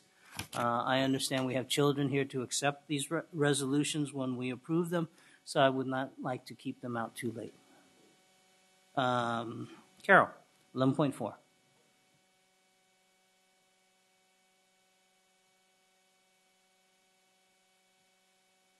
Actually, there's no approval for that, so let me go to 11.5 first. Absolutely. Thank you. I'm sorry. I just realized this wrong type of resolution. 11.5, approve resolution number 2831, recognition of Earth Day, April 22nd, 2015. Member Rodriguez. Hi, thank you, President Wu. It is a great honor to have the board support a recognition of our Earth Day, which is April 22nd, 2015. And we've got some students here from Luther Burbank that I wish to call forward. And we also have Charles Mason Jr., who's with Where Sustainable Equitable Communities Unite, or he's with Ubuntu Green. Sorry, I read their tagline, Where Sustainable and Equitable Communities Unite. So I'm going to read off a couple of these whereases, and then the board will vote on approving the resolutions, and then I'll invite those individuals forward to come and accept their resolution, their copy of the resolution. So this is Resolution 2831. Whereas in 1970, the United States Senator Gaylord Nelson of Wisconsin created the concept of Earth Day to encourage awareness for environmental concerns. Whereas it has been estimated that every year millions of Americans participate in Earth Day activities to promote a healthier and cleaner environment. And whereas the importance of being good stewards of the environment has become a nearly universal belief held by the people of this country and of the Sacramento City Unified School District. Whereas Earth Day events and activities are designed to promote environmentally friendly concepts such as recycling, energy efficiency, utilizing environmentally friendly products, and reducing pollution. Whereas Earth Day is a day to contribute to the well-being of our planet as it is practiced by schools in the Sacramento City Unified School District. Now, therefore, be it resolved that the Sacramento City Unified School District Board of Education does hereby recognize April 22nd, 2015 as Earth Day and supports the important work and services provided by the Sacramento City Unified School District partners and schools. So that's just a couple of the whereases, and I would like to move to support Resolution 2831. Thank you. We have a motion. Do we have a second? I have a second from Vice President Pritchett. Any further discussion? Any speaker slips, Mr. Ross? All those in favor signify by saying aye. Aye. Opposed? Abstentions? Motion carries. Thank you. Thank you. So now I'd like to ask, we have the BEAST group from Luther Burbank High School. We have, they were here earlier and they had a much bigger group, so thank you to the two students who stayed. So Myra is our teacher advisor for the group. And Myra, can you get to the podium and just say a couple of things about what BEAST does? Sure. Good evening, everybody. My name is Mayra Thayas, and I am a science teacher at Luther Burbank High School. I teach pre-IB chemistry, physical science, and an IB environmental systems and society course. I am also the advisor to the Burbank Environmental Action Service Team. It is a group of about 30 students strong. The club has evolved over the past 5 years that I've been at the school, and through the work of the club, we've been doing Project Green for a number of years. They also participate in the sustainability conference here in Sacramento last year. They did a SMUD presentation earlier this year, and they've been really doing a lot of service learning on issues of the environment and sustainability. I have a couple of our representatives here with us, and the club is very holistic, very grassroots, and it's just a group that brings awareness. Currently on our campus, we have recycling stations, and we're working to get a better recycling program. And we've had renewal bathrooms, just a variety of things. We're right now doing energy audits or light audits of our classrooms. So every little bit helps, and the students are really stirring up conversations and just bringing the issues forward slowly but surely. Thank you. Thank you, and stay there. Don't leave, because I'll come down with your resolution. Also, I'd like to invite Charles with Ubuntu Green. Am I saying it right? Okay. And if you could just introduce yourself and then tell us just a line or two of what your organization does. Okay. Charles Mason, President CEO of Ubuntu Green. We are an environmental justice-focused nonprofit that addresses a variety of land uses, including transportation and removing blight from communities and converting sometimes blighted spaces into community gardens and other assets within the community. All the work is mostly here in the city and county of Sacramento. And we also coordinate the regional Sacramento Environmental Justice Working Group, which everyone's welcome to come to. I think we can make a connection right there as well. So I'll come right back. I'll come right down there. And lastly, actually, we have Principal Ted Appel, who I would like to thank for having helped me coordinate this event as well. So thank you. You want to come and take a picture? Okay.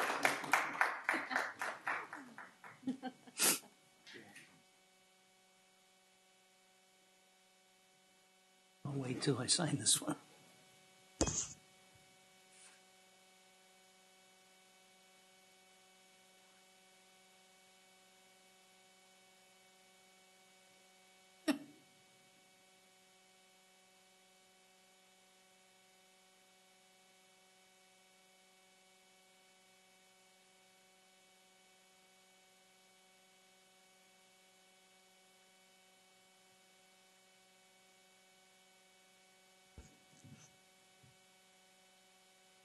Thank you so much. Thank you. Thank you, Member Rodriguez. Thank you, Principal Appel. Okay. Moving on. 11.6, approve resolution number 2832, recognition of Women's History Month, March 2015. Member Ryan. Yes. So I'm incredibly excited to introduce this resolution today in recognition of Women's History Month. As many of you know, I'm a passionate feminist, and I am proud when I see young women like the women we saw tonight stepping up front and center, and in particular know how critical it is that our girls throughout Sacramento City Unified School District have a sense of identity. And a big piece of that is recognizing that history is, as I often say, her story too. And that's really what we're talking about this evening, and recognizing some exemplary initiatives going on in Sacramento City Unified School District to help compel young women to lead. I brought with me tonight my most prized possession, which is a heart-shaped pin from Geraldine Ferraro's 1984 campaign for vice president. This was the first time my mother took me to a political rally, and I was just about yay high, a very little girl. And my mother pointed up to Geraldine Ferraro and said, if this woman can run for vice president, then you can be anything you want in this world. And I've held that message close to my heart today. You know, we look at more than 30 years later, and we still have a dearth of women leadership at every level. Imagine really in a strategic and focused way, empowering our young girls throughout Sacramento City Unified School District with the message that they can be anything they want to be in the world. In fact, they can lead the path moving forward. So I'm going to read just a couple of the resolution proclamations and then have an opportunity to present the recognition of the resolution to some key women who are charting the course in this work in Sacramento City Unified School District. Whereas women of every race, class, and ethnic background have made historical contributions to the growth and strength of our nation and to Sacramento City Unified School Districts in countless recorded and unrecorded ways. Whereas women have played and continue to play a critical role in the economic, cultural, and social role in every sphere of life by constituting a significant portion of the labor workforce inside and outside of the home. And whereas President Barack Obama proclaimed March 2015 as National Women's History Month and called upon public officials, educators, librarians, and all the people of the United States to observe this month with appropriate programs, ceremonies, and activities. And finally, whereas American women of every race, class, and ethnic background have served as early leaders in the forefront of every major progressive social change movement. Now, therefore, be it resolved that the Sacramento City Unified School District Board of Education hereby recognizes March 2015 as Women's History Month and supports the important services and improvements being done by women and girls in Sacramento City Unified School District. So I'm going to call up a couple women that we have who are representing this work tonight to present the resolutions to them. But before I do that, I want to acknowledge the fact that my fellow board member Diana Rodriguez and I have been talking about the fact that we have benefited from several women's leadership programs that have been transformative in our lives.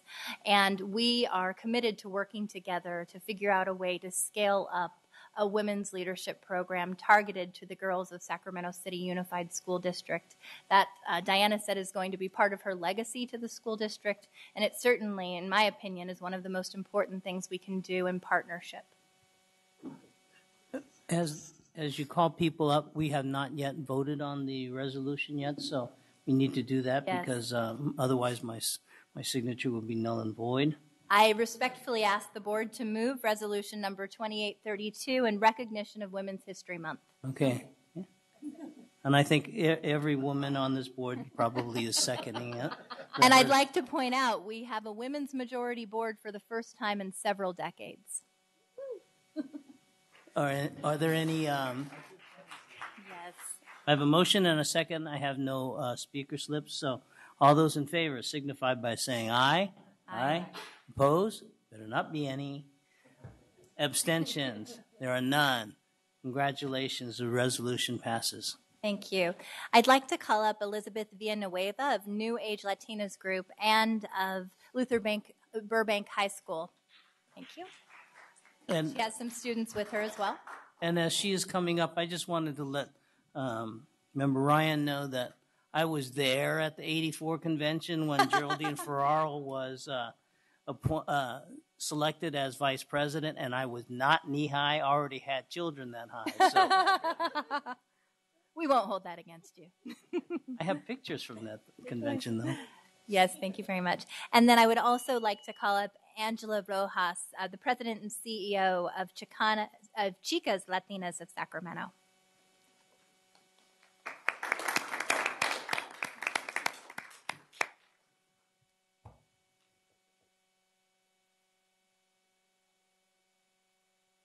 Oh, come on. Where's Ellen? All the women at the board should come down. Oh, I like that. That's a good idea. She's got a camera. Where's Ellen? We should get all of the women at the board. You're supposed to bring them this way. We're going to turn this way.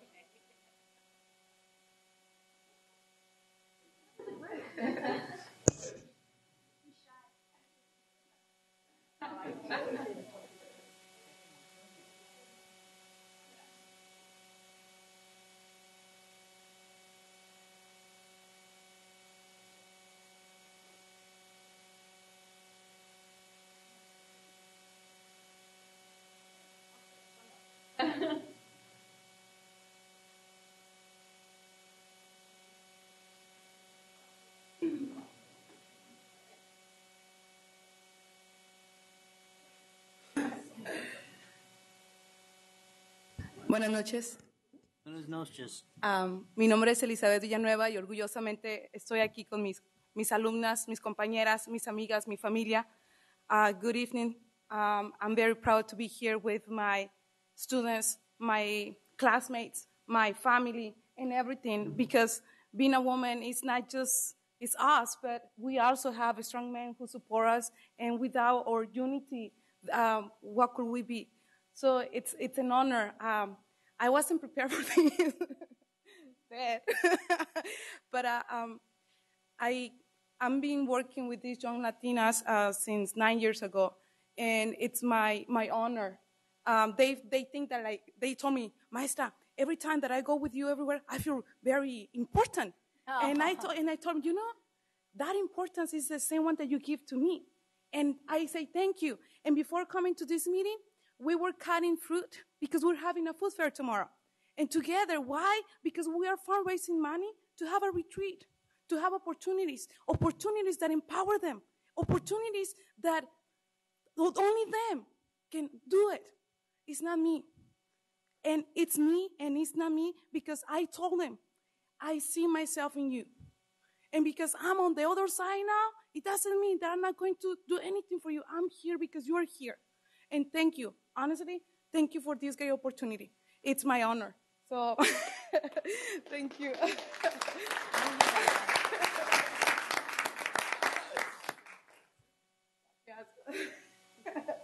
Oh, by the way, my sister is right there. My niece is right there. My nephew are here too. Like, yeah, gollies, thank you.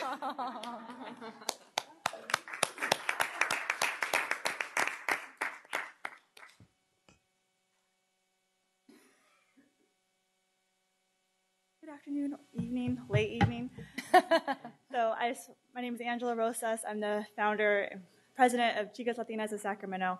So we started about 6 years ago as a philanthropy organization, Latina philanthropy organization, getting Latinas volunteering in the community, serving our people with our people, using our culture, our values to instill values and bringing up our culture and our people. And we work with the homeless, we work in children's homes, we helped clean up the school district. Our women were out there with shovels and cleaning up the streets. So we do a lot of different projects in the community. But really what we do is we hope to be a source of inspiration, of motivation, be those Latino role models that our children see, our families see, our community see, and kind of instill volunteerism, instill civic engagement. Because at the end of the day, all we can really do is be leaders by example. So that's what Chicas Latinas of Sacramento is. We are trying to be leaders by example in our community. So thank you very much for this recognition and the award. Have a lovely evening. Thank you.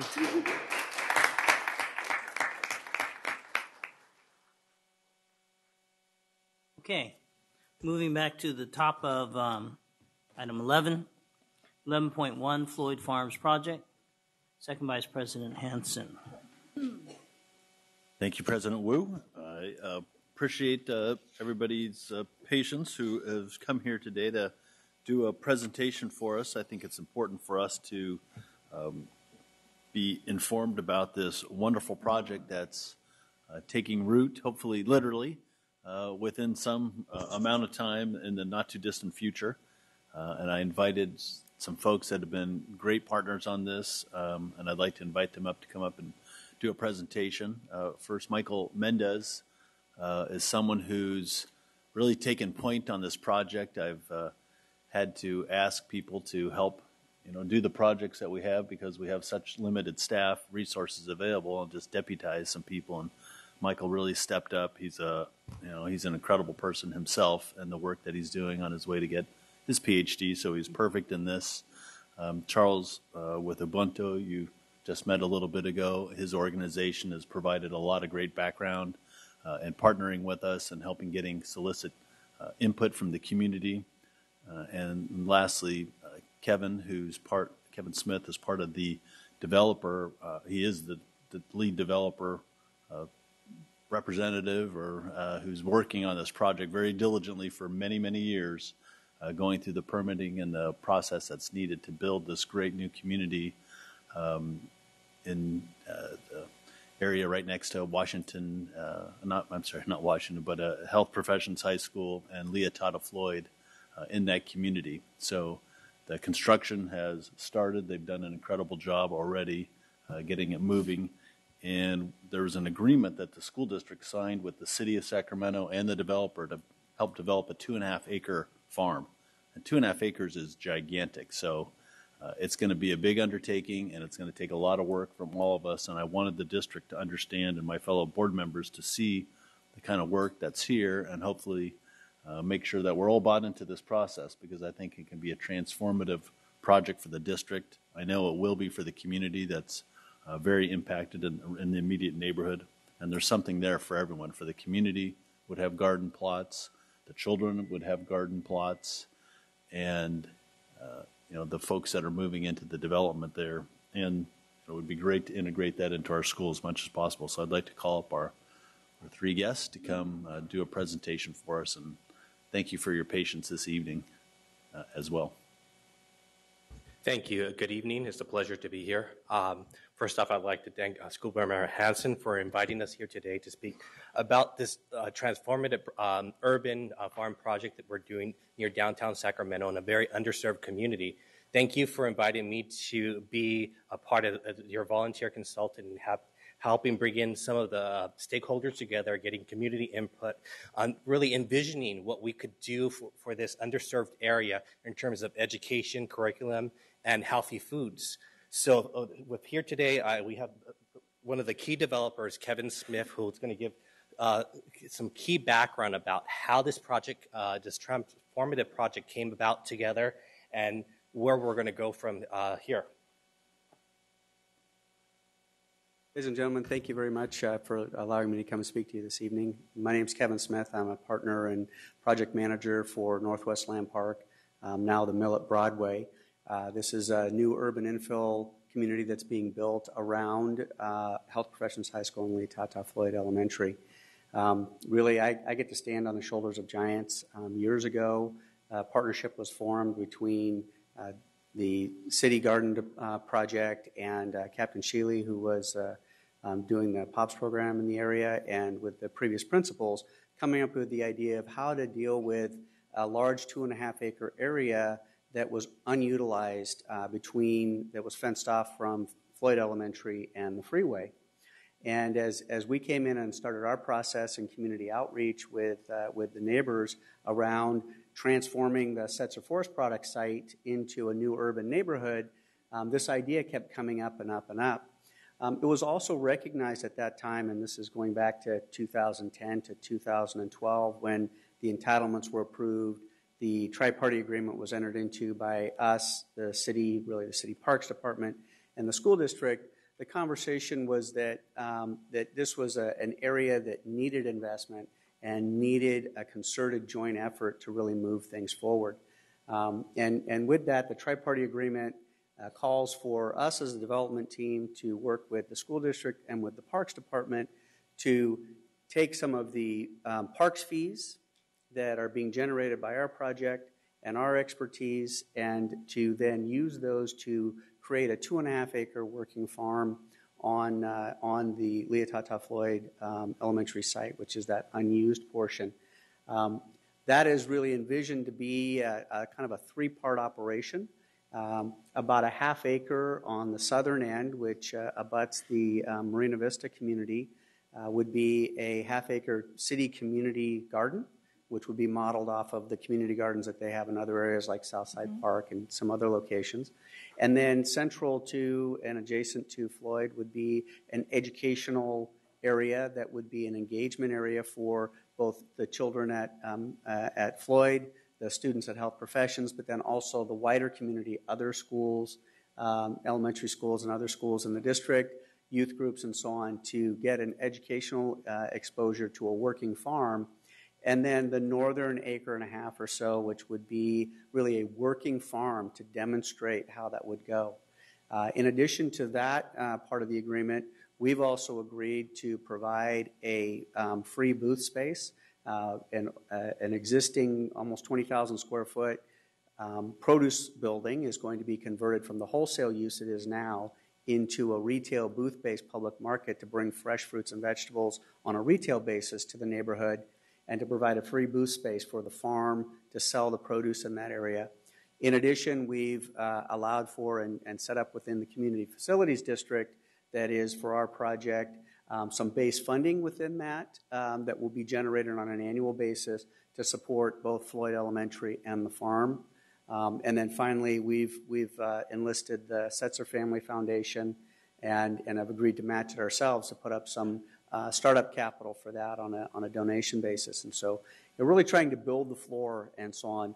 I must give my appreciation to Board Member Hansen and his work in bringing on board Supervisor Cerna, the principals of both schools, and Councilman Hansen, as well as Charles from Ubuntu Green, and other representatives of the immediate neighborhood to start to envision this and to really start to bring it forward in a way.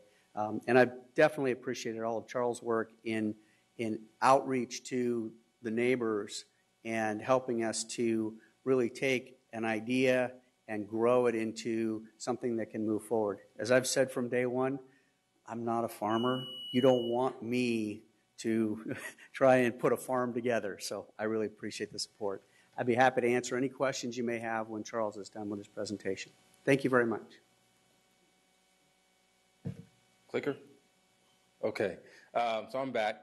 I'm going to go through this quickly, but this is the presentation that we presented back in January to the collaborative group that was addressing the farm and community gardens.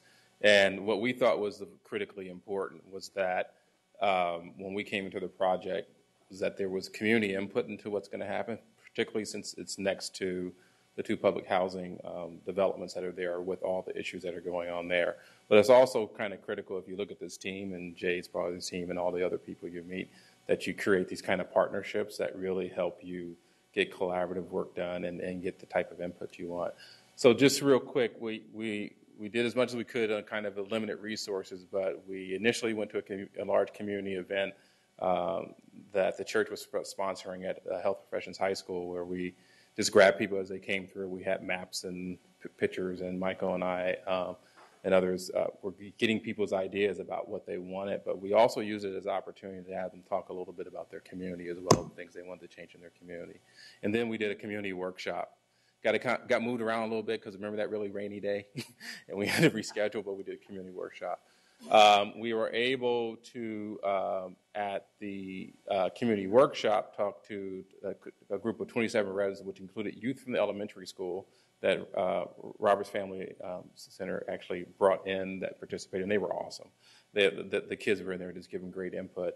And then just a mixture of agency, nonprofits, farmers, and school districts. This is from all the work of what people wanted to grow. So one of the stations that we worked through, not only in the workshop, but also when we had the station, we looked at what people wanted to grow to get an idea of what they wanted to have seen there, because people were really, really jazzed about what could happen there. Mm-hmm. And then one of the other stations talked about what should happen there, and we were looking for consistencies with what was already proposed by everyone else, but also seeing this is the things that are the biggest. If you know Wordles, is the things that people were asking the most. So a lot of cooking class, a lot of gardening experience and education are things that they wanted to see. The other was the really important component of this is kind of in the beginning to set the ground rules of how these things are going to run. So the city has their regulations around community gardens, how they run, but it was also important that the community's input came into that discussion. And so that when they went to that station, we had a lot of discussion about what did you want to see at the garden, how do you want to interact, how do you want to treat each other while you're at the garden, and the critical one, I think, after we got through that was what role should the city and school? Because there was a lot of concern just listening to people. Well, what are they going to do after the garden goes in? Are they still going to be our partner? Are they going to work with us? Are they going to partner with us in a fair way? And that was really critical. And this is how they talked about how was their experience at the garden in terms of we do a thing called one word, and we ask people what was their word, and these are kind of the shots here. Some key observations, and I talked about these, is that there was a lot of talks about the type of whether you do this kind of permaculture thing where you take multiple years to develop this like really natural ecosystem, or you just do row crops. And I think what we've come up to, there's going to be a combination that will happen there so that you can show both types and still have productive gardening. And then community interaction was really important that there's a system set up where there's community interaction with the folks that live within the public housing that goes on continuously with the city and the school district. And so where that really is strongly kind of positioned is we're considering, one of the things we're proposing is that there's some kind of committee that comes from the public housing that has input working with the city and the school district to continue the maintenance of the garden, including whatever nonprofit comes in to run the garden. It also is being seen as something that could be a catalyst for a potential community action group that will work with both public housing groups as well as they go through their redevelopment part. And then there was also, the other thing was that there was more interest in seeing how they could be some merger of the community and school gardens and making sure there's access and each one has the same kind of amenities in there. But the thing is, I didn't find one person in any of it who did not want the garden to be there, right? There was no one that came up and said, this is a bad idea. So kind of where we are, we've already done the draft report. What we're working on now is securing a nonprofit and farmer partner to go into the area. And then once that's done, we'll be able to update the budget and schedule of the planning that's going to go in that Kevin referred to. And then we're going to take the plan back to the community one more time so they can see what we've done. Did we get it right? If we didn't get it right, what we can do to go tweak it in there. And then as I told about forming the resident advisory group that would be permanently part of the whole garden and farm process. I think that's it. With 1 second left, look at that. You don't get that time back. Thank you, sir. I'll just say I grabbed from Kevin an overview of kind of what the design. His group has done a lot of design work already, so you want to share with the board members so you can really see it. You have a good visualization of what this would look like. We're still, the most important part really is to find a farm partner, kind of like a Full Belly Farms, or we're talking to UC Davis. There's several different folks that we're trying to do outreach to find someone who could be a partner in helping actually run this farm, because it's quite an endeavor. And I'll absolutely keep the board updated, and we'll bring some more colorful maps so you can see that, because I think that really shows a good perspective of that. And then when all of you want farms in your schools and you know who to talk to, you can come talk to us, and we'll have it down for you. I want to thank you very much for coming here and presenting this to us. It's really important for us to know this, and I think it really can be a landmark project for the district. And I really appreciate your hard work and your volunteerism on this. So thank you. Pulling that up, like the member Rodriguez. Thank you. I'm excited about this project. 3 years ago, I think, the project came and spoke with me, and I had my concerns, not about the garden, but just about the whole entire project. And I just will express that my concern is that we don't displace those who live there right now. I'd like to see that community remain intact, but being provided with all of the services and supports that they need. Because far too often we see that others come in and they kind of push out the community that's there and create a different type of look and feel. And so, we don't work with the existing issues. We just kind of push them along somewhere else. And that's not what I wanted to see for that community. But I am really excited about the garden. I don't know if any of you are aware, but I grew up a good portion of my life in Watsonville, California. So it's very heavy agriculture. And I miss my fresh fruits and vegetables. Living here in Sacramento, I don't get the same thing. And the farmers markets are not the same here. It's just the availability of fresh fruits and vegetables, and the ability for me to show my children how things grow, and where we could go and find these things is just, they're not existent here in Sacramento right now. And this is what gives me the excitement about this project. I understand there's going to be another component to this as well, where there's going to be a farmer's market, kind of like a co-op. And that's, like, in and of itself exciting for me as well, because I want to see the children be involved, engaged in that, like kind of running their own business. And then once we know that they're growing the food, they'll be making more foods with it, learning how to, like, developing their palate to have a better taste. So I appreciate everything you're doing, and bringing this to the table. And, if there's anything I could do to assist you, I do know some contacts back from home still. So, whatever I can do, just let me know. Okay. Member Cochran. Brilliant. I think this is wonderful, and I'd like to thank Member Hansen for working with this team.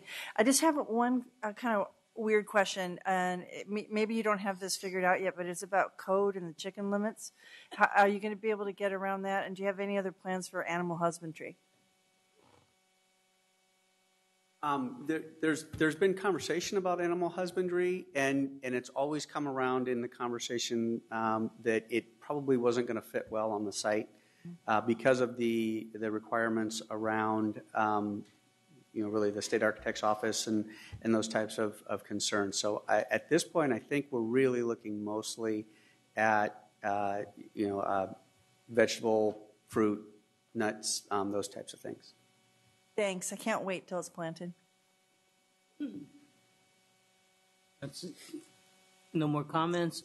I see no public comments. I want to thank you, gentlemen, for the presentation.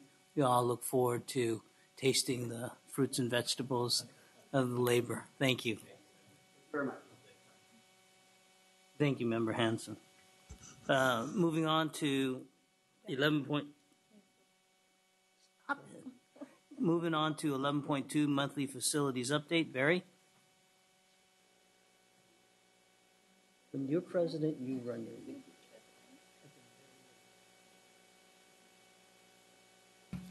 Good evening. Evening. Good evening. I have a little information to share with you this evening. Information about the facilities maintenance department. Okay. There we go. Tonight we'll be covering some of the following information: review of department organization, some district highlights, the budget, staffing, maintenance types, and some shop duties and responsibilities. Our district has got very high standards for our students, and in order to support that, it's very important that the facilities department has the resources to be able to maintain our facilities in the fashion that supports that our standards that we have for our students. This is a very important thing. Okay. Organizational chart. This is what it looks like. We have a director, which is me, and we have 9 departments that cover everything from energy management, Project Green, and all the trades that are required to maintain our sites. As the director, I oversee the facilities maintenance and resource management department. Ed Petrali, he's our maintenance manager, and he assists overseeing the day-to-day operations of the maintenance department. The maintenance department has 7 supervisors leading the work of various crafts and trades. We also have an energy manager and a Project Green position. We interviewed for those positions Tuesday and hope to have those filled sometime very soon. Very important positions. A few district highlights. As you can see, we're a very large district. We have 69 square miles, a lot of classrooms. I don't know, 5,000 open work orders. I don't know if that's a highlight or not, but it's just something I wanted to present to you. Our primary focus is on identifying and completing all work orders that involve fire life safety right now, that have to do with the well-being of our students, staff, and community.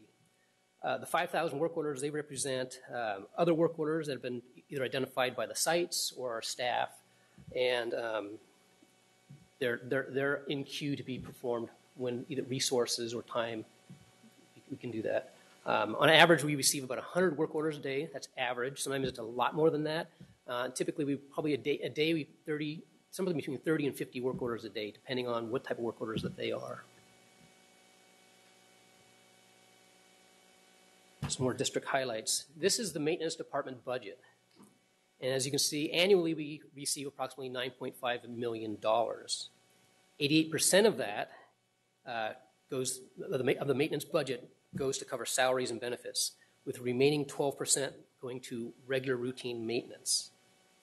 Of the remaining 12%, which equates to approximately $1.1 million, $800,000 of that goes to what we refer to as unfunded mandates. Unfunded mandates are things that are mandated by the state or the city, things like that. It would be like fire alarm testing, boiler testing, air quality testing, permits, things like that that are mandated to us. And so that's $800,000 with that.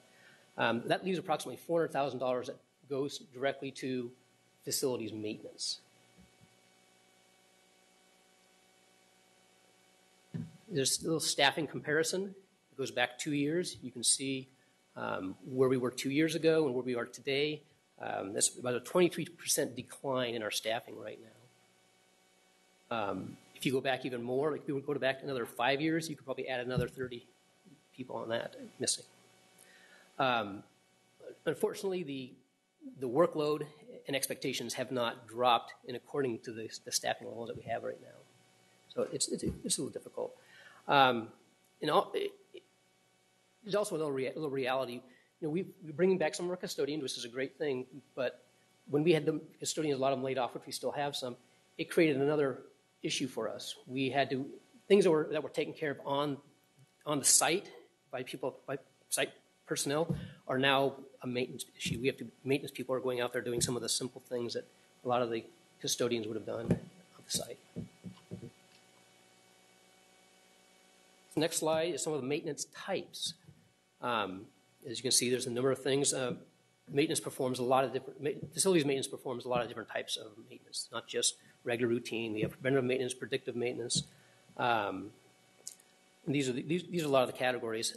As I mentioned earlier, we're mostly focusing right now on fire, life, and safety. Some of the other work orders, which are all priority, but they're obviously priority. The site submits them their priority, but they have to be done as the resources or funding becomes available. The next slide shows a few of the is going to be some shop duties. The next few slides will show various shops and some of the duties that are assigned to those departments. Kind of get a feel for it. It's limited. It's not everything that they do.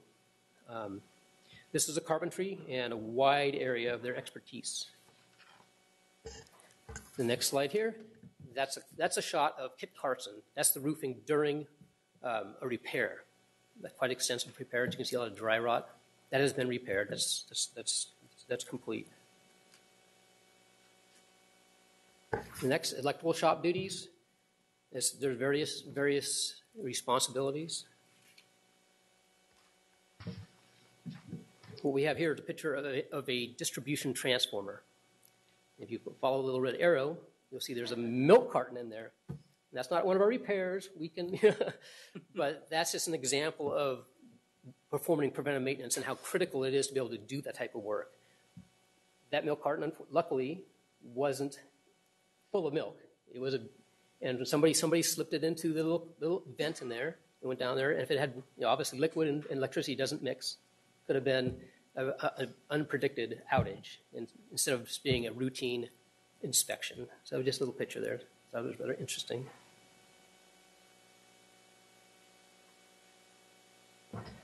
The next electronic shop is a short list of their responsibilities. A picture of one of our workers repairing one of our fire alarm panels. Glazing shop, a short list of their duties. And a picture of one of the many things they do. Unfortunately, broken windows never come in just one or two like that. They come in, dozens at a time. So this is an example. HVAC shop, a short list of their responsibilities. And a picture of a nice clean coil. Again, this is a coil, HVAC coil, like an air conditioning coil, and you can see it's nice and clean. Again, preventive maintenance is being able to perform preventive maintenance is very, very important. Prevention, an ounce of prevention is worth a pound of cure. A short list of the paint shop duties. Now, the paint shop is one of our most severely cut departments. Right now, not a lot of routine painting is going on. Here's a picture of what the paint shop faces at least every Monday morning, but being that the weather has been so great, it's been more than ever. Excuse me? This is a recent picture. Yeah, and I'm trying to remember the school. I want to say this is, I can't remember the name of the school offhand, but it's,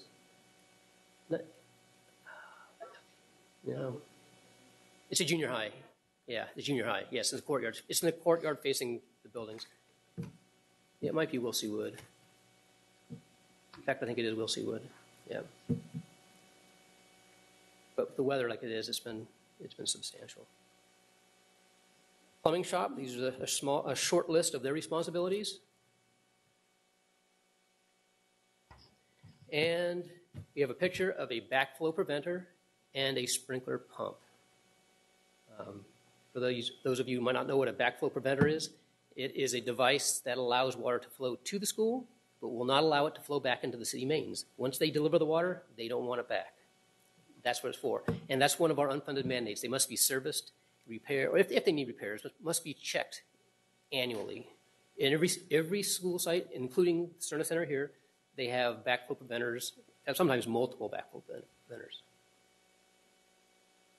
Okay, grounds, a very small list of the ground duties, ground shop responsibilities. Now the grounds, we call it the grounds department, but they support all of the trades. They have a wide array of expertise. They support the trades with labor. When we move the schools, they move the schools. When we close schools down, they're the ones that do that type of work also besides just the grounds. So they're very, very busy. They have also a department that's been cut pretty severely. A picture of one of our mowers, one of our tractors. And it's nice green grass, but remember, brown is the new green this year. So.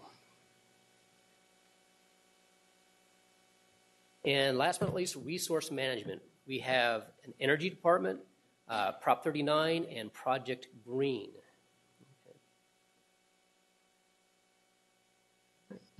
Anybody has any questions, I'd be more than happy to answer them. Thank you, Barry. We have no public comments. Have no lights from my colleagues, so thank you very much. We'll look forward to seeing you again. Good evening.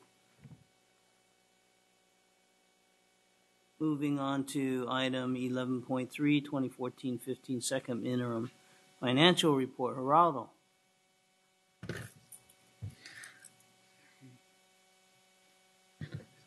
Mr. Smith. Mr. Smith. Shadow. Evening.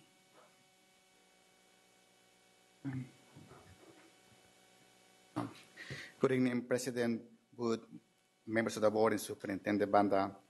Before I start the presentation, I want to publicly thank Mr. Michael Smith for all his hard work in preparing the second annual. I know it's a lot of work. We will summarize to you over 100 pages that was submitted to the County Office of Education last Friday. I also want to mention that in the report that you have in your package, page 1396 is a duplicate of page 5496. What we will cover tonight, it will be the Education Code 42130.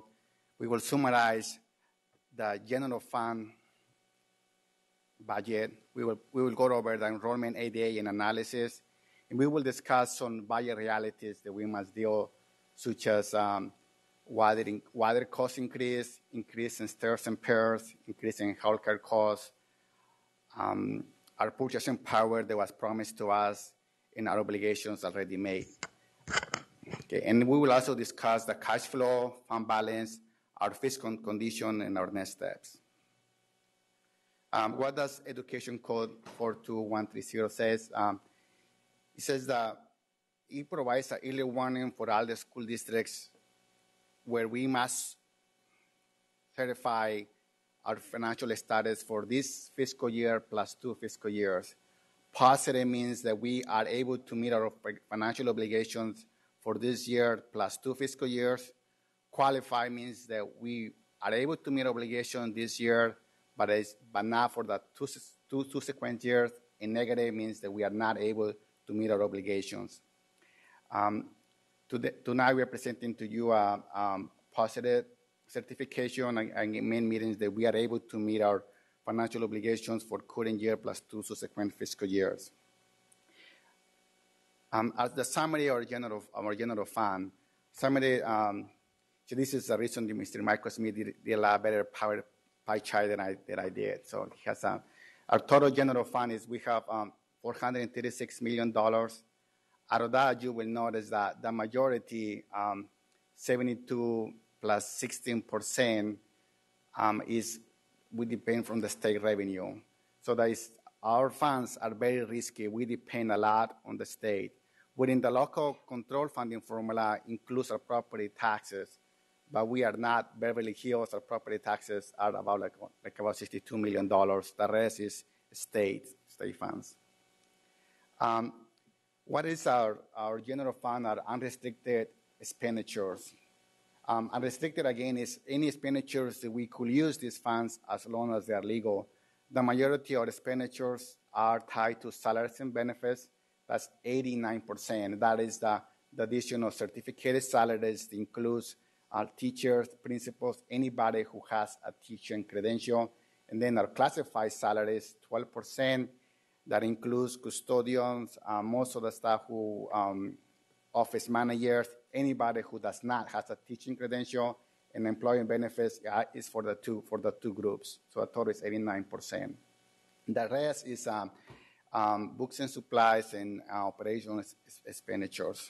Okay, now our restricted funds. Restricted funds are those funds that must be spent according to the donor, including such as all legal obligations such as Title I, QIA. In these funds, you will notice the capital outlay right here is 14%.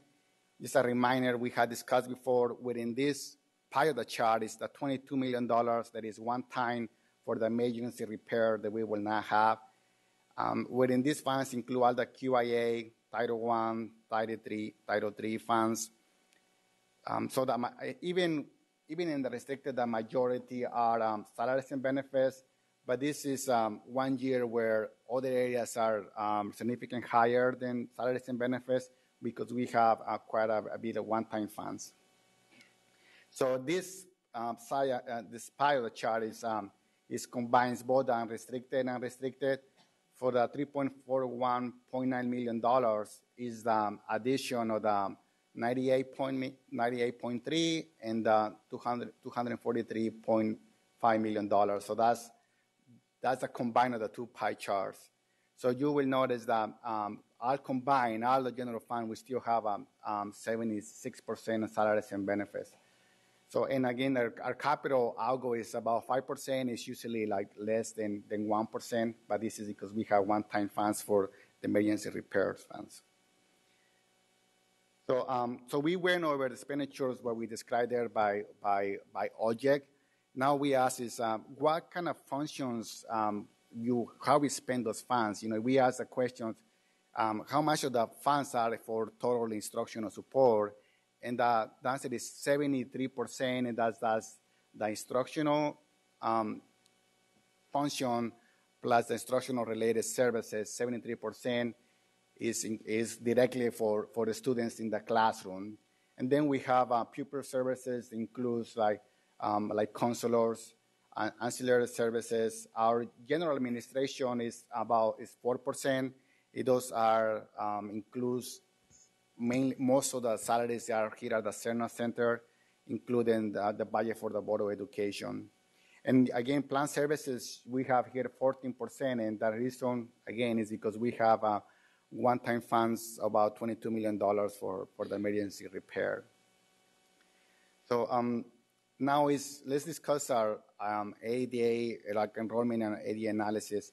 Our declining enrollment is not a steep, but we still declining. And anybody who is watching this presentation is what can we do to help the school district? And what I can say is the best thing that you can do is send your students to school, not only because it's the best way that they can learn, but it's also because it helps in our financial bottom line. So some budget realities that we need to discuss, and the next slides are really key because sometimes we forget what we already spent, and we cannot do that. Our water cost has increased by 19% since 2011-12, even though our consumption has been decreased by 20%. So that's costs continue to go up, continue to no matter what our revenues are. Last year during the May revise, we received another bill. We were expecting the May revise to be better, but we were, for every new dollar that we were expecting, 25 cents were taken in order to pay for the retirement system. By next year, by 2017-18, we will almost double what we were paying for retirement. Just think about it. We will almost pay for every dollar 20 cents just for the retirement systems. We are including any statutory benefits such as health benefits or taxes. This is a tremendous hit. Another budget reality is our healthcare costs increase, and it is the best example that I could think about is like Social Security. We have our current employees and now retirees, with almost we have as many retirees as active employees, and our health costs continue to increase, and for next year we're projecting an increase of 7%. So the promise, we talk about local control funding, and we are very grateful of those funds. But last year at this point in time, we were counting in all our local control funding funds. And the expectation from the state is that we need to do where everything that was promised, it is public, it's mentioned in the public. Let me give you an example. You see the pie chart. Mr. Smith, this is the $1 that I owe you. This is $1. You have all the local control to spend every other dollar that you have. Just give me 25 cents back. Okay, so this is, okay. Now you still have $1 to spend. Okay, so this is really what's happening is that, the promise was to return by the fiscal year 2020-21, but we are not going to be there because for every dollar, they're taking off 25 cents. Okay? So our obligations already made, you will notice what is the question that we would ask, what is our projected local control funding formula revenues for next year? Our latest calculation is $17.2 million. That's what we're we're planning. So that might sound like a lot of money, and it will be, but we already spent all of this money. You know, we have all of these obligations, all of these promises that we did. You will notice here that collective bargaining agreements plus increases in STIRs and CalPERS, it is $14.9 million. So we have spent the majority. That one, and the rest, that $1.1 million is part of the LCAP process. So we cannot spend the same dollar twice. So we cannot afford to spend 25 cents more than what we don't have. That's how we get in trouble. It doesn't. So that's obligations that we already make. It's really important to keep track of that. Our cash flow. Another thing is that the state counts the new their cash deferrals. What was happening is that the state owed school districts a lot of money. Now they're paying it on time, and they're counting that as new revenues for the school districts. The problem is that we already count the money, so we cannot count it again. So just an example, in last year we borrowed $26 million, and the year before we were $60 million to pay our bills. We don't have to do that this year, and we don't project it to do it for next year because we are getting the money when we're supposed to by June 30. However, the state counts that as an additional money to the districts. You hear the governors paying the wallow debt, and it is a good thing. He's paying that, but we cannot say, there's an additional funds for the schools. So our components to ending fund balance, we're projecting our ending balance will be very close to what it was for last year. And as a reminder of fund balance, we cannot use all the fund balance. There is 4 components. That is non-expendable, reserve for economic uncertainties, restricted, and assigned fund balance. So fund balance, what is the fund balance? And for a district of our size, that requires that we need to keep 2% of general fund for economic uncertainties. And is that 2% enough? And that is $8.9 million. And it's clearly not, because it only covers about 8 days of payroll. So that's why districts throughout the state signed to reverse SB 858, and I'm thankful that the board did that. Reserves is part of local control. You cannot have control in the expenditures and not in the reserve. I have mentioned this before, and by Proposition 30 that we have $40 million in our budget is a temporary tax. Therefore, we need to plan for that.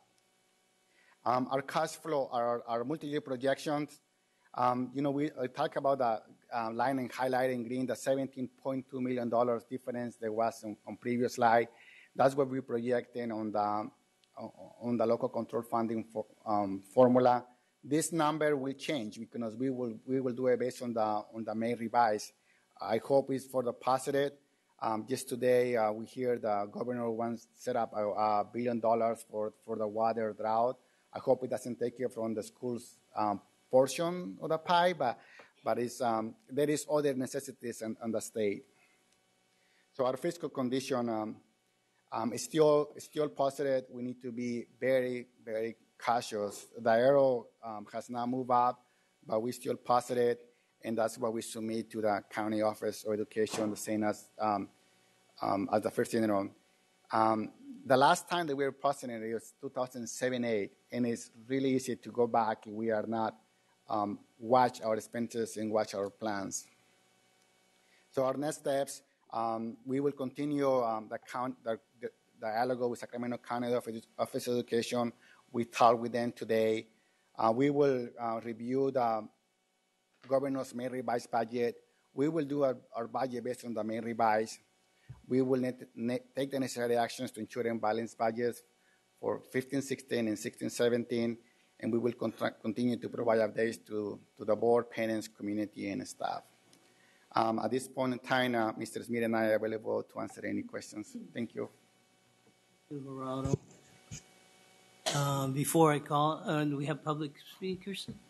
We have 2 comments on this item from Karen Sweat and Bob Hammis. Excuse me.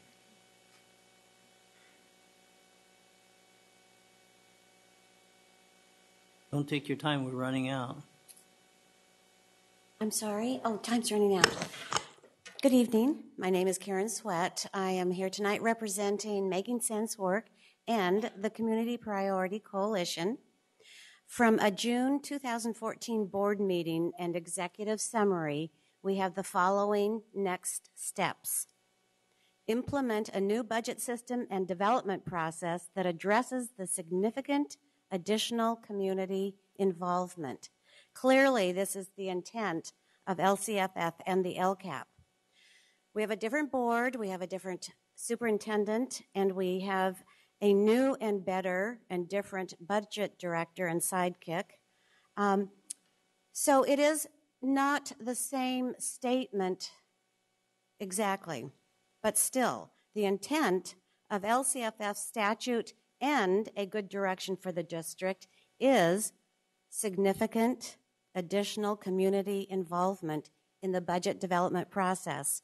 To that end, and in that the coalition has already been asked to present at the LCAP advisory committee meetings, and that the LCAP and the budget are linked, we, the coalition, are asking for a more significant role in the budget development process. Again, to that end, tonight we will share our second interim, including the 2015-16 projections. Thank you. Hello, my name is Bob Hamas. I'm with Making Sense Work and the Community Priority Coalition. In the limited time I have, we won't go into as much detail as we'd like, but in the second interim package that we have put together, if you would turn to the table of contents, I would just very quickly like to point out the components of this package so you may review them when you have a little bit more time. The first thing we want to point out is our priorities. These priorities have not changed since last year. We've tried to provide a much more detailed and much more clear description of these priorities so that you can have a better understanding of where our budget proposals have come from. We've also included assumptions for where the decisions we've made in the budget documents we're presenting, some of the descriptions and assumptions we've made for the choices we've made there. And then you will find side-by-side comparisons of the district's budget and ours for the second interim, and also the 15-16 projections. These were based on the MYP format that you also find in the district budget package. And then at the end there, we've included some attachments that also will further describe and support some of the assumptions and decisions that we've made in this budget packet. We will be calling all of you very soon to discuss this package in much more detail. We hope to meet with you to go over the priorities, go over the numbers that we've put together, show you how we've worked them out in our budgets. We look forward to those discussions. As Karen mentioned, we, just as we asked last year, we would love to be a bigger part of the budget development process with the district, and we hope that we can meet with the budget department on a regular basis moving forward. Thank you very much. Thank you, Mr. Hammond. Ms. Sweat. Okay, I see no comments. I would entertain a motion to move from conference to action. I have a motion. Do I have a second? I'll second it. All those in favor signify by saying aye. Aye. Opposed? Abstentions? Motion carries. Now we're into action. Thank you. So, do I have a motion to approve the second interim financial report? Vice President Pritchett, thank you. Second? I'll second it. Any discussion? All those in favor signify by saying aye. Aye. Opposed? None? Abstentions? None? Motion carries. Thank you. Moving on to item 11.4. Approve resolution 2829, notice of layoff, classified employees, reduction in force due to lack of funds and or lack of work. This is a conference action item. Ms. Mignon. Thank you, President Wu. Tonight we're asking the board to approve resolution 2829, notice of layoff, classified employees, reduction in force due to lack of funds and or lack of work.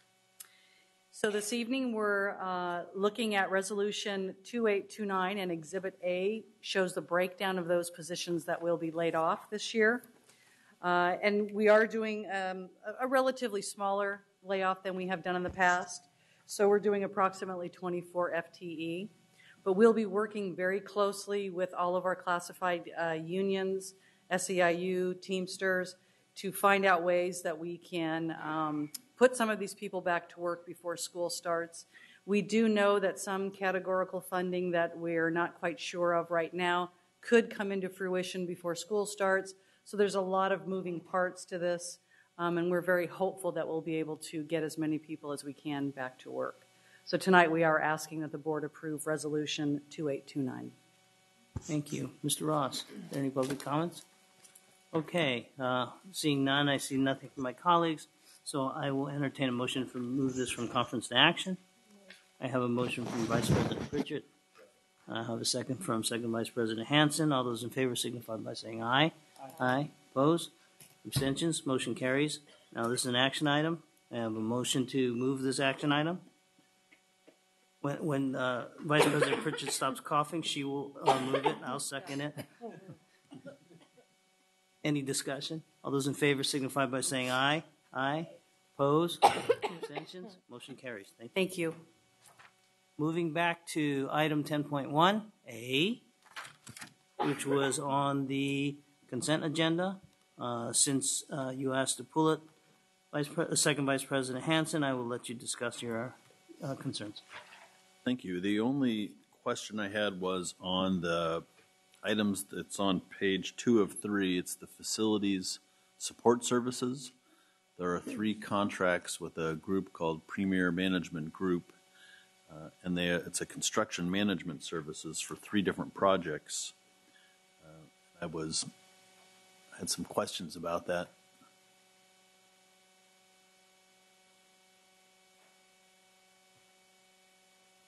I received some information from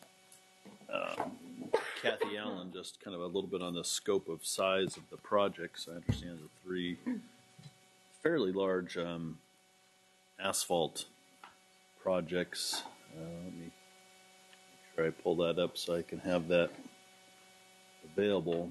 I have to be honest, I didn't understand why we're paying a construction manager to oversee these projects instead of having staff do that.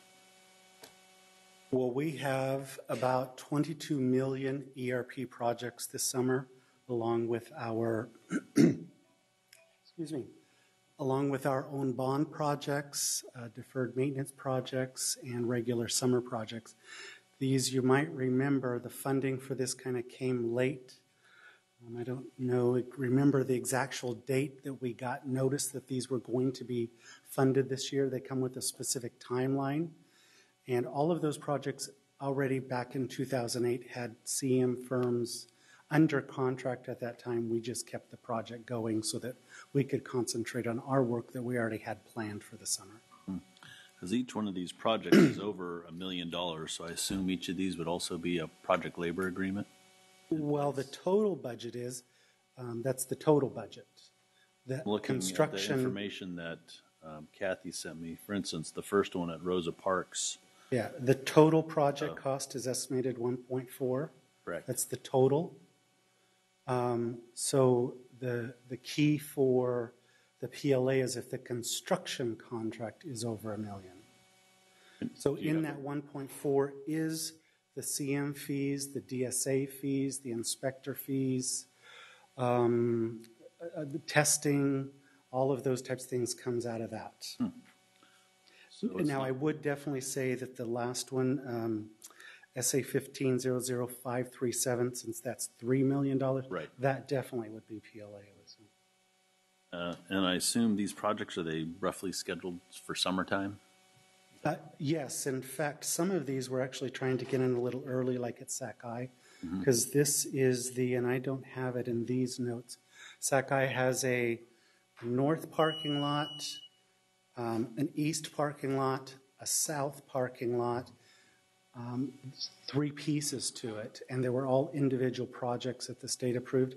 And this one, I don't remember which one it is of those three. We've been working with Sac High, and we're trying to get in before school is actually out to start some of these, because it's going to be a big summer for us. I was looking on page 9 of the agreements themselves for each one of these. Item number 7 says that the consultant on any given day will provide services between 7:30 and 4:30, 5 days a week, approximately 160 hours a month. So that's a full-time, 40 hours work week. It's the exact same group doing the exact same, doing 3 different projects. So this person would be working 120 hours a week. Well, there's multiple employees. Premier Management Group. Yeah. Are they 3-month-long projects, do you think? Are they would you guess? How long do you think the construction project would last? All 3, they will be on Sac High pretty much all summer long. Rosa Parks. I mean, approximately 3 months is like the Sac High one, right? So, yeah. So, I mean, I also looked at if, for instance, if they just assume each one of those were 3 months long and they worked and someone worked 160 hours a month, that'd be 480 hours total. Dividing the amount of money we're paying this contractor for the first project, we're paying $272 an hour. The second one, we're paying $235 an hour. The last one, we're paying $462 an hour. I just don't understand why we even are hiring a construction manager. We're spending almost $500,000 here. Couldn't we hire somebody on staff and have that person working for us? The state funds, these are state funds, and their formula is they fund construction management services based on a % of construction costs, not hours or anything like that. And anything that's left over goes back to the state. There are no savings generated by these projects. So, do we have to spend this money on a construction manager for these 3 projects? No, but we would give the money back to the state if we didn't.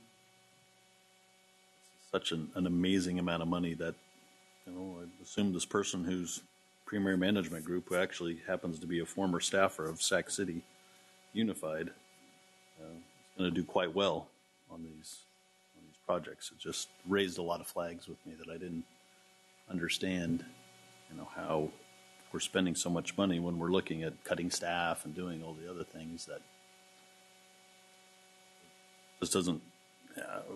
I just had more questions about, exactly how this happens, how we choose people to be our construction managers, the dollar amounts that were involved in this.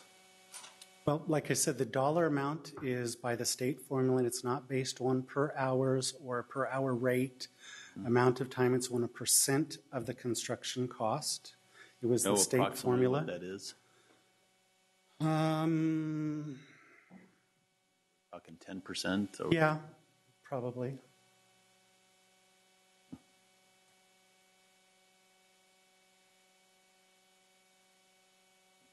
And when we hire staff, going through the hiring process, we advertise and hire, and then we have to go through a layoff process at the end of 3 months to back them back out of the system.